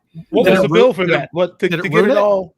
To clean all of it up, I think it was $800 back then, which is probably in today's money would probably be twice that much, which would be $1,600. Yeah. And the weird thing is, Rolling Stone wanted me to shoot the replacements again, and I said only if Paul Westerberg apologizes. That's the only time that I'll photograph him. And what happened? He called me up and said, Al, I do apologize. Okay. And I'm sorry for ruining your equipment, and let's work again. But this time I made sure that we weren't in my studio. Yeah, go somewhere else with it. Go down to the CC Club and shoot them there. We're going to shoot him across the Twin Cities. Yes, so across the Twin Cities. Far away. On location.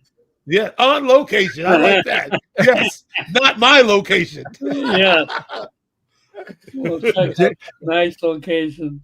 Jeremy says you didn't meet the replacements if they didn't piss you off. Yeah, true. That's JT. That's the bass player in Soul Asylum now. We work together on a regular basis. What's up, JT? What's going on, man? I'll see you in rehearsal tomorrow. There you go. Yeah. Oh my goodness. And we got some other shots here. There's a couple random shots here. I think I can't remember who it was, but somebody said this was one of his favorite shots of Prince doing this in front of this, I guess, this pattern. I remember seeing somebody comment on this photo, and I just realized I'd pull it up. But that's also the pinball shot that you were referring to before. Right. Yeah. Let's have that.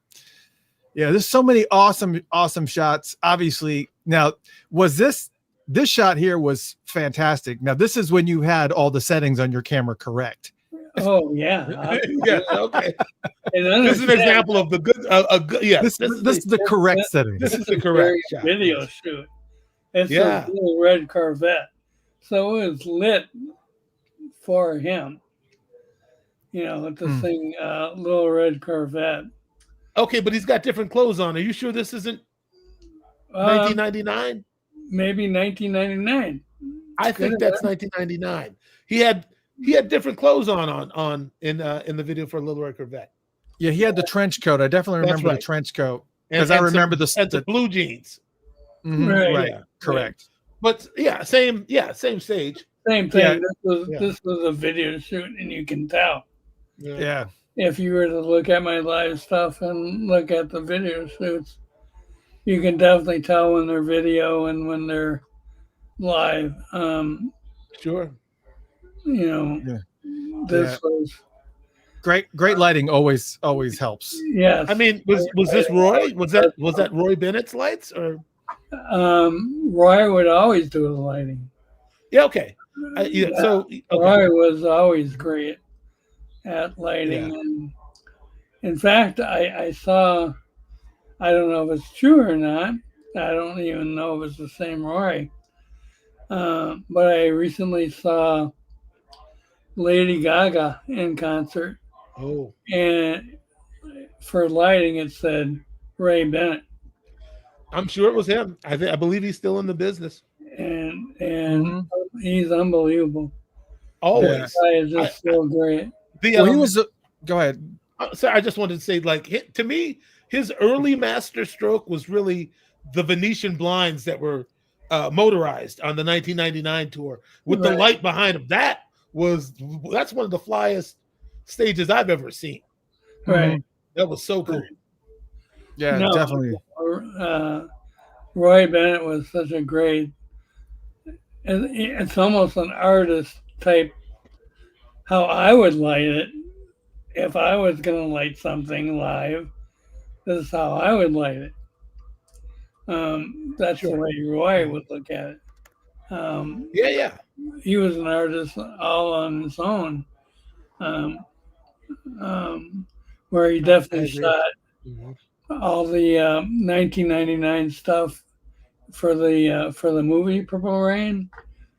That's all Leroy Bennett. And that's what Lisa is suggesting that he came later, but Roy told me out of his own mouth that was his idea. Yeah. So I don't know what to tell you, Lisa. Yeah. Well, and the other thing too on Purple Rain is that was one of the highlight points that a lot of people talked about was no concert lighting wise had ever been filmed that way in a movie. It just, the way that it was filmed and the way that it was lit in the movie Purple Rain was just, it was so groundbreaking that they were able to catch that whole vibe, you know, of being in the club, and the way that it was shot was really well thought out. And obviously your Prince had his hand in a lot of, and he still did it until his dying day about, I want the lights here. I want the lights here. Yeah, no, he was so conscious of his environment. Even afterwards, even after I was working for him, Morris Hayes told me about one day at rehearsal. Prince's back was, they had pushed the piano to like the edge of the, like not the, well, the edge of the stage, but like far, like stage right. Like Prince was, he had his back to basically the lights that were being programmed at that time. And Prince had mentioned earlier, like probably, I guess, an hour earlier, he's like, that color you're using, I don't like it. He had been standing and looking, I think, and said, that color, don't use that. I don't know why he had a particular beef about some particular color. But then he went to the piano and they started, like, you know, playing music. And he said at some point, Prince stopped the band and told the lighting guy with his back to the lighting. It's like, I said, I don't want that color in my show. Nobody knows how Prince saw it, you know, but I know that dude. He found a way to see whether or not this dude was doing what he was asking him to do. He was either using some reflection he found on the piano or on the floor. Like, he got used to what it was supposed to look like. And the minute that dude put something up he wasn't supposed to put up, Prince was like, I told you. I'm like, nobody he had such, so aware. I could hear him do that. Every little thing, man. You know, at every show, I would be in the pit and photograph him, and he always knew where I was because he'd always like point at me and stuff. Yes. So we were getting quite close back then, and Leroy was just Mr. Bennett was just unbelievable as far as lighting. You know, I did a lot of photography work myself. I did photo work for Bootsy Collins and Train and Gavin DeGraw, and I have a lot of photo stuff too. I'll have to share some of that stuff with you. But one of the things that I knew was, after seeing shows a certain amount of time, you know where they're going to be and exactly how, you know, when they're going to come running and when they're going to do a knee slide or something, so you can position yourself to be in the right place at the right time. Were you in that in that mode? Exactly. Was there something specific that you were like, oh, he's about to do this, and you had to run over and get into position for it? What were some of those instances? Well, his most famous one was when he was sliding up in the guitar. Okay. Yeah. That is the most famous, yes. There's that. There's that. That's it. I had to catch that. I mean, that was perfect. Yeah. But yeah, I knew when you didn't get any of that spritz on you, did you? You stayed far enough away. You didn't. Yeah, I did say star. You don't want any of that fluid. No.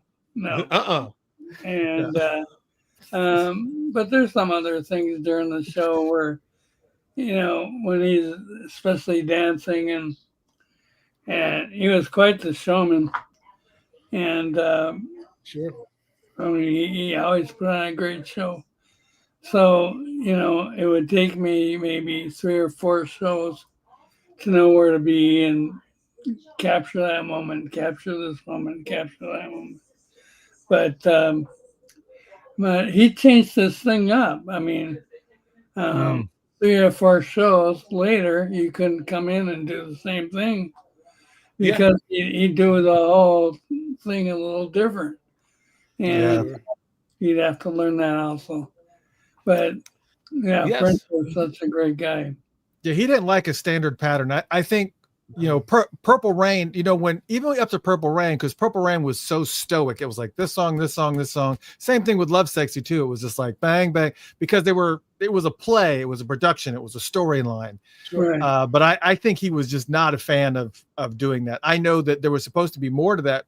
Michael, we talked about this. Wasn't there supposed to be more to that Purple Rain tour? And he was just like, I can't. It's just playing the same stuff over and over and over again. I can't. I'm burnt. I'm burnt out. I think what he said to me, he said, you have no idea what it's like to play the same guitar solo 97 nights in a row. Right. And then he started saying, basically, before that, he had toured basically to his audience. And now all of a sudden he's a pop star. So the same people who saw Madonna last month are coming to see Prince, next month. And then the next month after that, they'll be seeing, George Michael or whoever. It was like a wham. He felt like it was just a circus. And whoever came, they came for that phenomenon, that Purple Rain phenomenon. And then, they detached from it. He didn't think of those people as people who were going to stay with him as he changed throughout the years. It was just like the circus in town. The circus is here. I wish I would have. Oh, God, that's a great photo. That was taken in Chicago. Yeah. These are the photos for those listening on audio. Again, I apologize to our audio only folks on Spotify and iHeartRadio. I warned you this is going to be a very visual show. But this is the cover for Prince Piano on a Microphone, 1983. And then, of course, there's an off shot of that, too. I think that's actually on the inside. That photo may actually be inside of this album here. I'll look to see, but tell me the story about these. Yeah, it is. Let me say before you get into it that this photo always does something to me. Like he doesn't look like himself here. No, he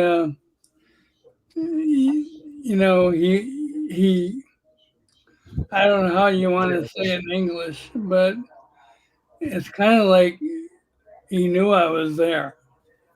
I mean, most of the time, I could get away with, a couple shots where he didn't know I was there. But this one, he knew I was there. And, he wanted to give me a certain look. And he did. Yeah. I don't know what to make of it. It's very ambiguous to me what that face is saying. But even his facial structure, something about it just seems different. Yeah, it does. It does. I agree. It's because you can't, for me, you can't tell what the emotion is. It's complacency. It's this. Right. Yeah, but it also feels like slight hostility. Maybe I get, and that's the other thing too, is that you could put a variety of different translations into maybe that's what it is that you may be right. Yeah. I mean, maybe you've got it. We do actually have a few, Alan, if you don't mind, I know we're kind of running up on time for you, but I would love to have you answer some of the audience questions here. Yes, I have been starring them when I see them. The Electric Vibe, another good podcast. They said, I have a question for Allen. There is a classic California winery called Beaulieu Vineyards. Any relation? No, not at all. All right. Next question. Dang it. And actually, I'm going to put you on top and I'm going to put myself at the bottom so that you're not covered up by these questions. I wish I did have ties to that. No, my heritage is Indian. And my great grandfather who worked at a trading post, and his name was Rabbit, because he was really quick to go get somebody whatever they wanted. As far as you want a bearskin rug, fine, I'll get you that. If you wanted something to drink, he could get you that really fast. He was just really good at that. And one day, some guy came in and said, "Your name is from Rabbit. You're Mr. Beaulieu." So that's how that happened. Is Beaulieu rabbit in another language? Is it in Italian or something? No, that's if it's your last name. I'm thinking that it's French, right? French Indian? Right, French. Okay. Because it's not a very popular name. So have you ever really looked at your family tree to maybe see there may be a connection? Because that's like a really highly unusual name. Well, here's what I'm remembering right now. I went to high school with a guy named Robert Beaulieu. Spelled the same way? Same way. Wow. I went to South High. I went to South High School. I graduated in 1987. Is it possible that this dude was a relative of yours? No, he wasn't. Okay. No. I have a very small family. I think it's bigger than you think. Maybe. All right. Here's the next question. Does Allen remember which cities he took pics for on the 1999 tour? That's from Lisa. Just about most of them. That's a lot. Most cities, yes. That's a lot. That's a lot. That's a lot. That's when I started taking notes, and I remember, especially in 1999. Yeah, like this is in Atlanta, Georgia, and I think that's where you are right now. Yeah, that's right. And we found this room, a little off color green, and I thought he looked great in it. And we did a couple of shots there, and yeah, it was beautiful. It is. It's just and there's a alternate shot of this here. It's the same thing, but yeah, it's the contrast of the orange chair may have been unintentional, but it really creates this unusual contrast off to the side of this photo, intentional or not. But what is that sitting on the table? Is that another hat? Is that what's sitting on the table? Yeah, another hat. He had a dark hat that he put on sometimes. Michael asked, Allen, did you ever have a meeting before a show regarding shoots? Did he ever talk about specifics? Yes. Every show, I mean, like I was trying to say at the beginning, I'd have to get up I'd shoot till like 3 o'clock in the morning, and I'd have to wake up at 8 o'clock to get to the processor and eat breakfast, hopefully, and then meet with Prince at 1 o'clock.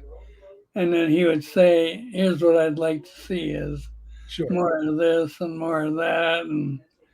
And so, yeah, we did have a lot of meetings about, what I was supposed to shoot and, what mood he was in. And sometimes he wouldn't talk to me at all. Well, Michael. He was, you didn't know who was walking in. Prince he could be a couple of different people. Yeah. He was quite the Gemini. He was textbook. He would be your best friend, and I'm telling you something. Oh yeah, this photo was in L.A. Yeah, Los Angeles. It's a great shot. Yeah. Great shot. And yeah. Again, for the audio people, this is all them backstage. This is what tour is this? This is 1999 also. Yeah, it's okay. Yeah. Man, look at Bobby's suit, man. That's tight. Yeah, he's got the ruffles going. Bobby clean, man. Yeah, look at that. Yeah, Bobby's super clean. There's one photo that I had a huge question. It is there's actually two photos that I have really create big questions for me.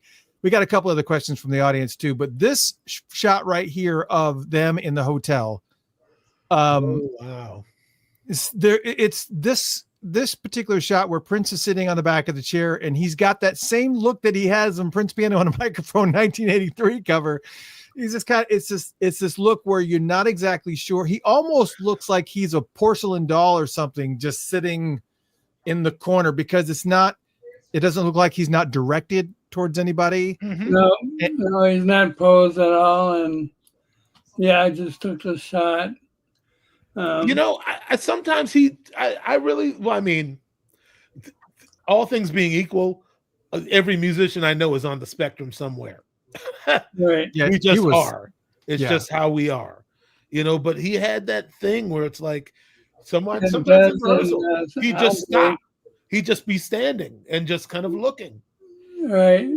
I know that he said that he even in the Sacrifice of Victor song, he talks about that's true. He said it was a true story. He was epileptic when he was a kid, you know. So who knows what that did to his, like what is that state, And who was all in the hotel room during this photo here? Is it just those three and you? Andre Simone and Des Dickerson and Prince. Des and Andre are playing a football game, believe it or not. Well, like a Mattel electronic game, or an electronic football game. I got you. Yeah, just like kind of like okay, but it's just you. It's just those three and you. That's the only people in the room. Right. So, how many rolls of film did you take in this hotel room? Because of how strange this shot is, I would imagine there's some other shots that are just as unusual. I probably took 3 or 4 shots, but that's about it. I mean, Prince had his rules, and he goes, "No, I'm done." Did he say, "Hey, I'm going to sit on the back of this chair, take a picture"? Yep. Or what? Yep. Okay. I was just kidding. I was being facetious, but oh my God, yeah, okay, wow. Yeah. Wait, now where is this at? Is this in L.A. or Vegas? This is in L.A. Yeah, because I could tell because it was the landscape outside the window. Is it the Hyatt? Flat. You remember the hotel? Yep. It's the Hyatt. Yeah. Why do I know that? Oh man, because you were traveling, man. I've been in this business too long, man. I've seen too many things. I recognize rooms I was only in for hours. And the other photo that always raises a lot of questions, and I'm sure that it does, and is this one here. Oh yeah, this is his bedroom in when he had a house in by Lake Minnetonka. Wow. This could have been the Purple House. You remember when he had the Purple House? Yeah. I mean, he didn't want it purple. All his assistants kind of made it that way. Really? So when he came home from tour, it was purple.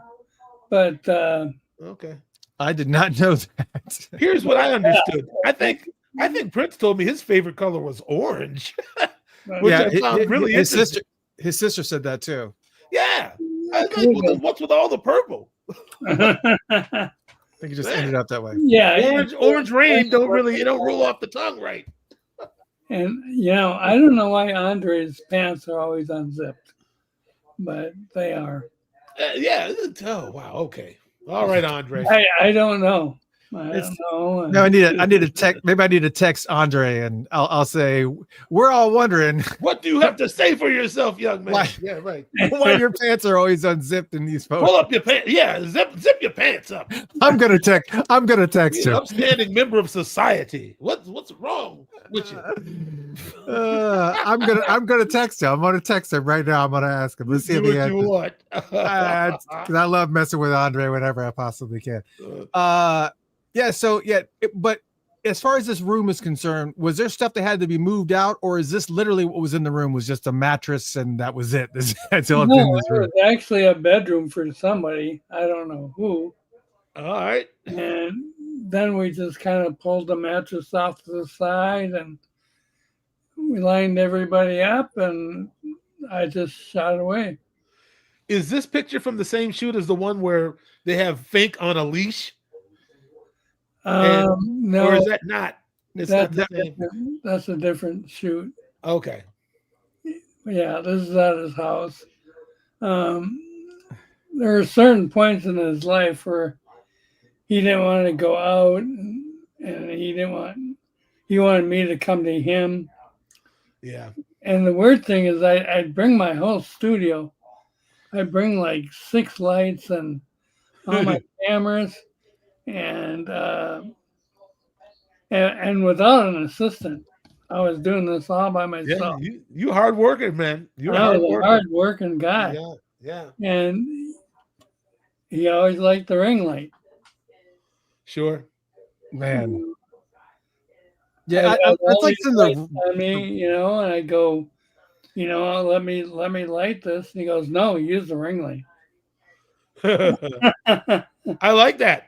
I like it. So it was like I would use one light and that'd be it. Yeah, it's such great photos. The ring light, and the shower shot was a ring light. The cover raw. Was a ring light. It does something raw. I can see it. Yeah. Yeah. No, he liked it. He liked the ring light quite a bit. So we used that quite a bit. But I'd bring out 6 lights and stands and umbrellas. And you go, no, Al, just the ring light. That's all we need. Just the ring light, man. And I think the shirt that you're wearing, Christopher, that's the ring light too. Oh, is it? Now, when you're saying ring light, you're talking about the light that's shaped like a ring? Yep.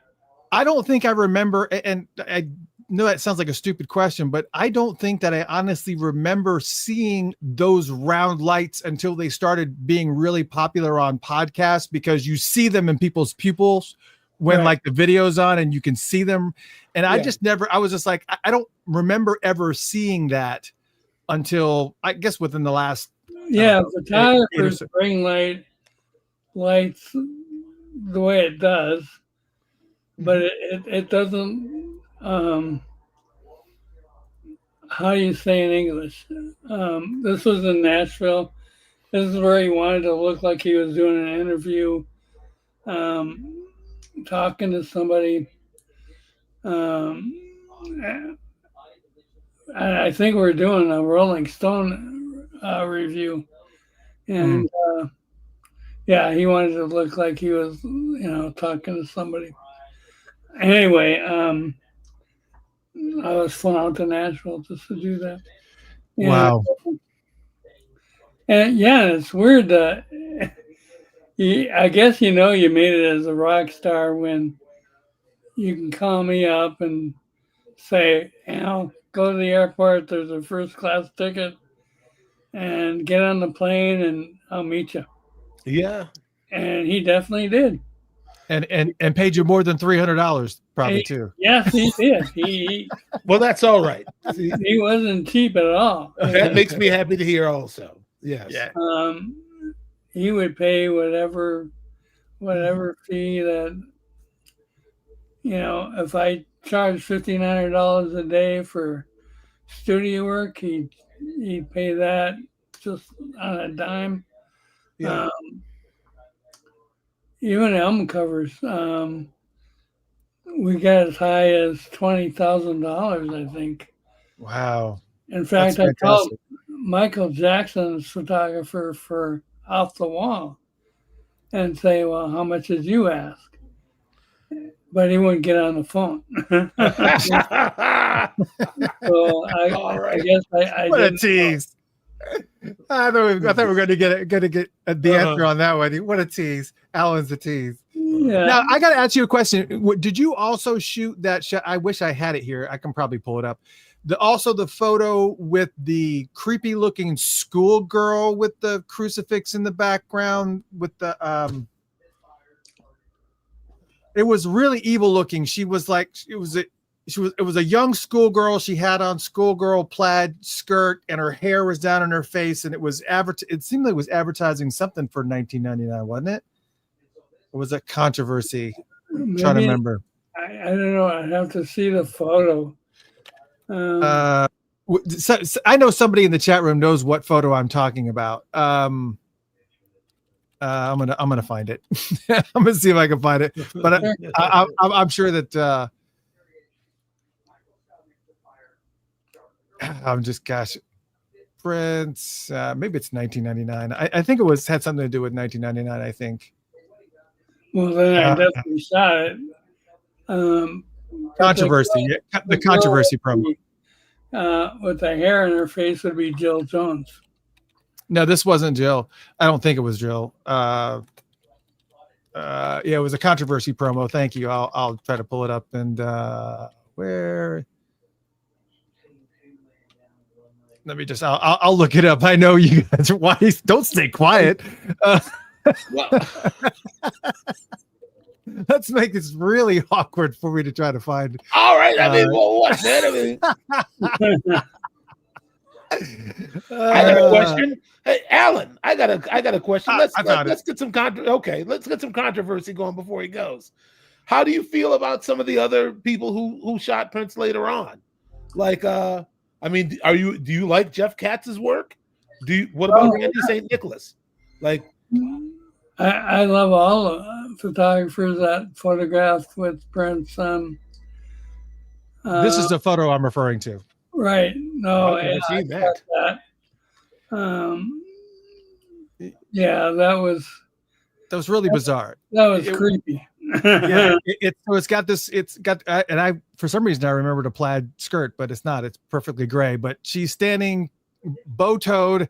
There's a crucifix in the back on a chalkboard, and it says, "Honor thy father, thou shalt." It's like obviously doing some stuff from the Ten Commandments, and there's also like a flag waving in from the right-hand side. It's just a really weird.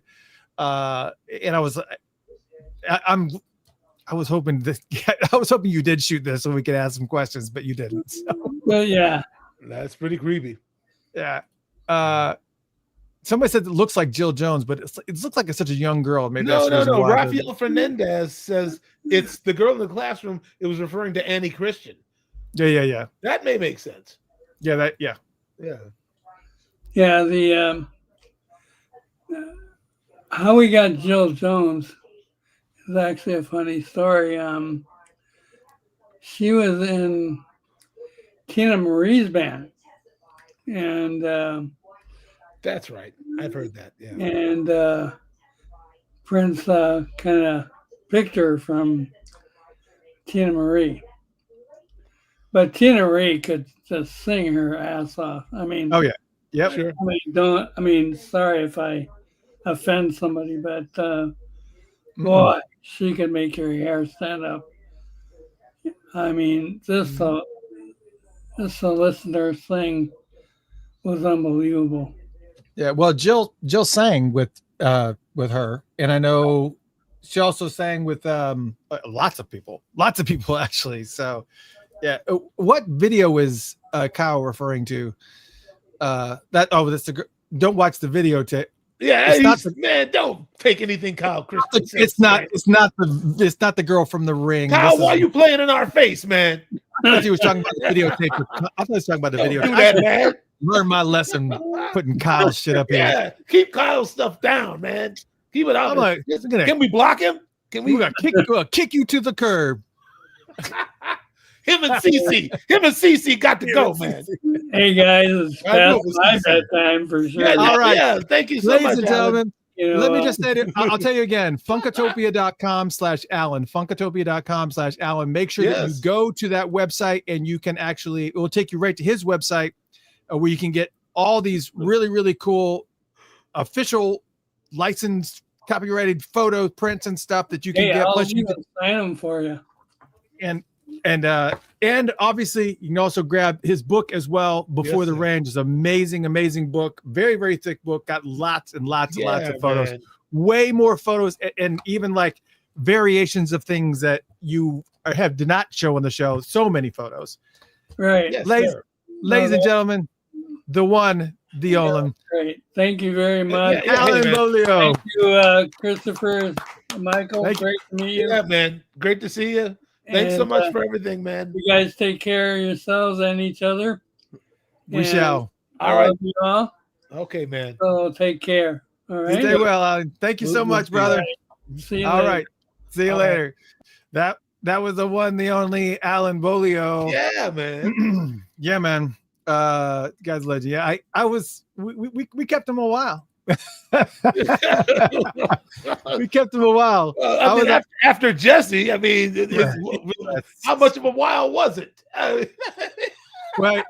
And the funny thing with Jesse's that he talked for 3 hours, and I was re-listening to it because I was trying to think about some clips that I could pull for whatever, and I was like, I even the questions that I had, I felt like I had to interrupt him to get him in. And then he was like, "Oh, wish you could have got some questions from the audience." And we're like, we've already this has been 3 hours, and it's like we could do more. We could easily. It's easy to do 5-6 hours with Jesse without a problem. I mean, I've done 3 on the phone, 3 hours with Jesse on the phone, just talking on the phone. I got you. I some of my friends I'm like that with, but very few. Yeah, very few. Yeah, you have to be. It has to be a give and take. You can't but it's Jesse, and if it's I mean, he waits till the end of the interview to say it's his last interview. So, it's like, well, man, I would have asked some different stuff if I would have. I told you before, and we had this conversation off, that I had 10 questions, and I said, I've interviewed Jesse a couple times before. I got a feeling that this is probably all I'll need. And I got to like maybe 3 of the 10 questions that were on there, because once he gets into rabbit holes, it's like, okay, we're going. And then for him to say that it was going to be the final interview that he would ever do, it was just like, oh yeah, that just like you said, it was like, I wish I would have known that, because I would have commandeered the interview a little differently. Yeah, exactly. So, and it was great to have Allen Beaulieu on. Yes, this was a little bit different of a night. We normally do the shows on Tuesday nights, but Michael is a busy dude, and they're going to be doing some rehearsals on Tuesday night, and we told you this was going to happen every now and then. The first Tuesday. This is the first one we've taken off, really, and we did take the couple Tuesdays ago off. That's one right. Before, after months of nonstop, right? Yeah, things do happen in life that you have to address and deal with. Yeah. So, and what we were going to do is we were going to pre-record tonight, and then I was going to release it. I was going to come on live and then release it tomorrow, but I was just like, why don't we just do the live on Monday? And just you want to watch us tomorrow? Watch us tomorrow. It'll be up. It is so. I really like doing things live like this without a net. There's a certain energy to it. Now I realize that doing the edited versions, when I can take out all the and I can take out, when I can spend some time and think, oh, that didn't go that well. I like the organic feel of doing live shows. I just do. It's just, I don't know, but I agree. I think there's a different pressure when you're people are watching you in the moment. I mean, we're all acting. To be human, to be dealing with the mortal coil is to be an actor. So it's, you know, it's right, just exactly. a matter of, allowing the moment to, you know, to do what it needs to do. I mean, I think we have pretty good chemistry, man. I don't think it really takes that much. I mean, we could freestyle every week if we felt like it. Absolutely. You know, I mean, we're in our 50s. A lot has happened in our lives. And That's right. and in both our cases, Prince was a big, part of it. Mm-hmm. So, Absolutely. I mean, and other than that, just as two people who are involved in music and love music, we'll never run out of content. I'm never worried, man. So yeah, we could talk about every one of these albums, which I guarantee you, which is strangely enough, one of the things that I found out as Michael and I's friendship has developed, that we listen to a lot of the same bands, and we're talking about things that are a little bit outside of the left field. Like we were talking about Tackhead the other day. Yeah, we're just like, what Tackhead? You know who Tackhead is? Right, Gary Clayle, and Doug Wimbish, and right. It's just yeah. So I mean, there's so many of those little types of projects and stuff that we didn't even know that. Yeah, we went on a bender about XTC.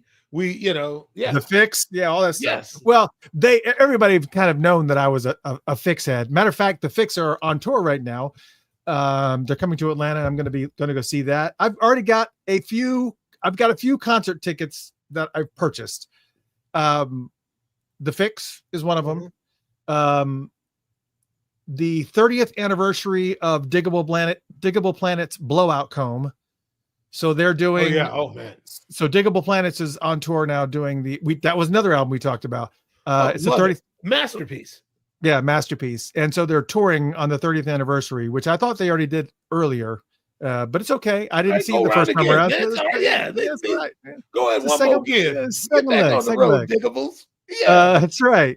Erykah Badu. It's the 35th anniversary of Mama's Gun. Yes. And let me just say, it's not the 35th, is it? It can't be the 35th. Is it? This hasn't been out that long, has it? I'm not sure about that. I can't remember. Yeah, no. That's not that old. It's not that old. Yeah, it's not. It came out. It may be 25th, maybe. I don't know. We'll look it up. Yeah. But yeah, so she's touring, and when she comes in town, I always go to see her. The last time that I saw her, was at one music fest years ago, and then I said I've got to make sure that I see her again whenever she comes through. And then when I found out that she was coming through with Mama's Gun, which is my all-time that's probably my favorite album by her, and it's on constant rotation for sure. That's the one with Jeff Lee. Kyle Christian is right about that. We let him back in. Somebody left the gate open, and Kyle Christian got back in here. Yes, we didn't kick him out. Jeff Lee is on Mama's Gun. Yeah.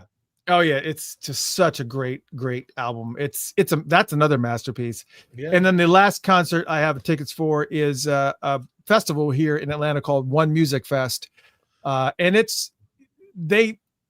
One Music Fest used to be so eclectic. There was always, you have Van Hunt, Anderson .Paak, and Jill Scott, and all those people. Then it became a little bit less. They still have those components, but it's definitely become more hip hop leaning. But this time around, I couldn't avoid it because Doechie's going to be there. Ludacris is going to be there. And then the Roots are going to be there with Mary J. Blige and Busta Rhymes and Mobb Deep. And Future is going to be there. And it's a Dungeon family reunion. All the Dungeon family is going to be there. Leon Thomas, Ari Lennox. I mean, it's a lot. And I was just like, that's going to be hard for me to not go to. So I'm going to that. And those are the tickets that I have. That's it though. That's a lot though. That's a lot. It sounds like you got a full dance card going on there. I mean, I'm not playing at the shows live like you are now. I mean, so you get it out of your system. So I have to actually go to shows. So, anyways, let's see if we got anybody we want to talk to here real quick. Nope, we're good. We're all good. Ladies and gentlemen, thank you guys for tuning in. Yeah. Not only on a Monday night instead of a Tuesday night, but also an hour earlier too, which I kind of like this 7 to 9 flow, man. I happen to, I actually, my normal rehearsal nights are Monday and Wednesday, so I don't. But I'm talking about the time, the 7 p.m. time. Sure. Oh yeah, that too. I guess. Yeah. I mean, you know what? Actually, if we were to ever do this, I could still get where I needed to go in time. If we went from did 7 to 9 your time, I could do that on a Monday. I wouldn't have too much trouble. Well, I have to think about it. I mean, I'm just trying. The only reason why I started the show at 8 Eastern Standard Time is because that's 5 in California time, which is normally when people get off work. Oh, sure. So that's the reason why I was just wanted to make the show accessible to people on the West Coast, so that they don't have to be because a lot of people work 9 to 5 or 8 to 5 or whatever it is, and it kind of gives them something. Let everybody let the whole country get off work before you. Right. Exactly. So I get that. And the Tuesdays were obviously, because at the time there were certain people that were doing it on Monday, and Funkenberry was doing his shows on Wednesdays, but obviously he's not doing too many shows anymore. But it's been a great ride, and we love that you continue to come in. And let me just say, also, please go to patreon.com/Funkatopia, patreon.com/Funkatopia to support Funkatopia, because we have a 24/7 ASCAP and global music rights licensed funk radio station that we have. It's on an app that you can download. Plus, on top of that, there's tons of things that we have to pay for here with the server and everything else. So any support that we can get is greatly appreciated. And we want to just keep on bringing you these great shows. And once again, thank you for so much for joining us. This has been Funkatopia Live. I am Mr. Christopher. That is Mr. Michael Bland right there. That's the man. That's the dude right there. That's him right there. Take it in. Take it in. That's him. Look at him. Look at him now. Look at me. Thank you guys so much for hanging out with us, man. We'll probably see you next Tuesday, even if it's just us. Just shit. We'll be here. Yeah, we'll be here. We'll be here. Good night, everyone. See ya.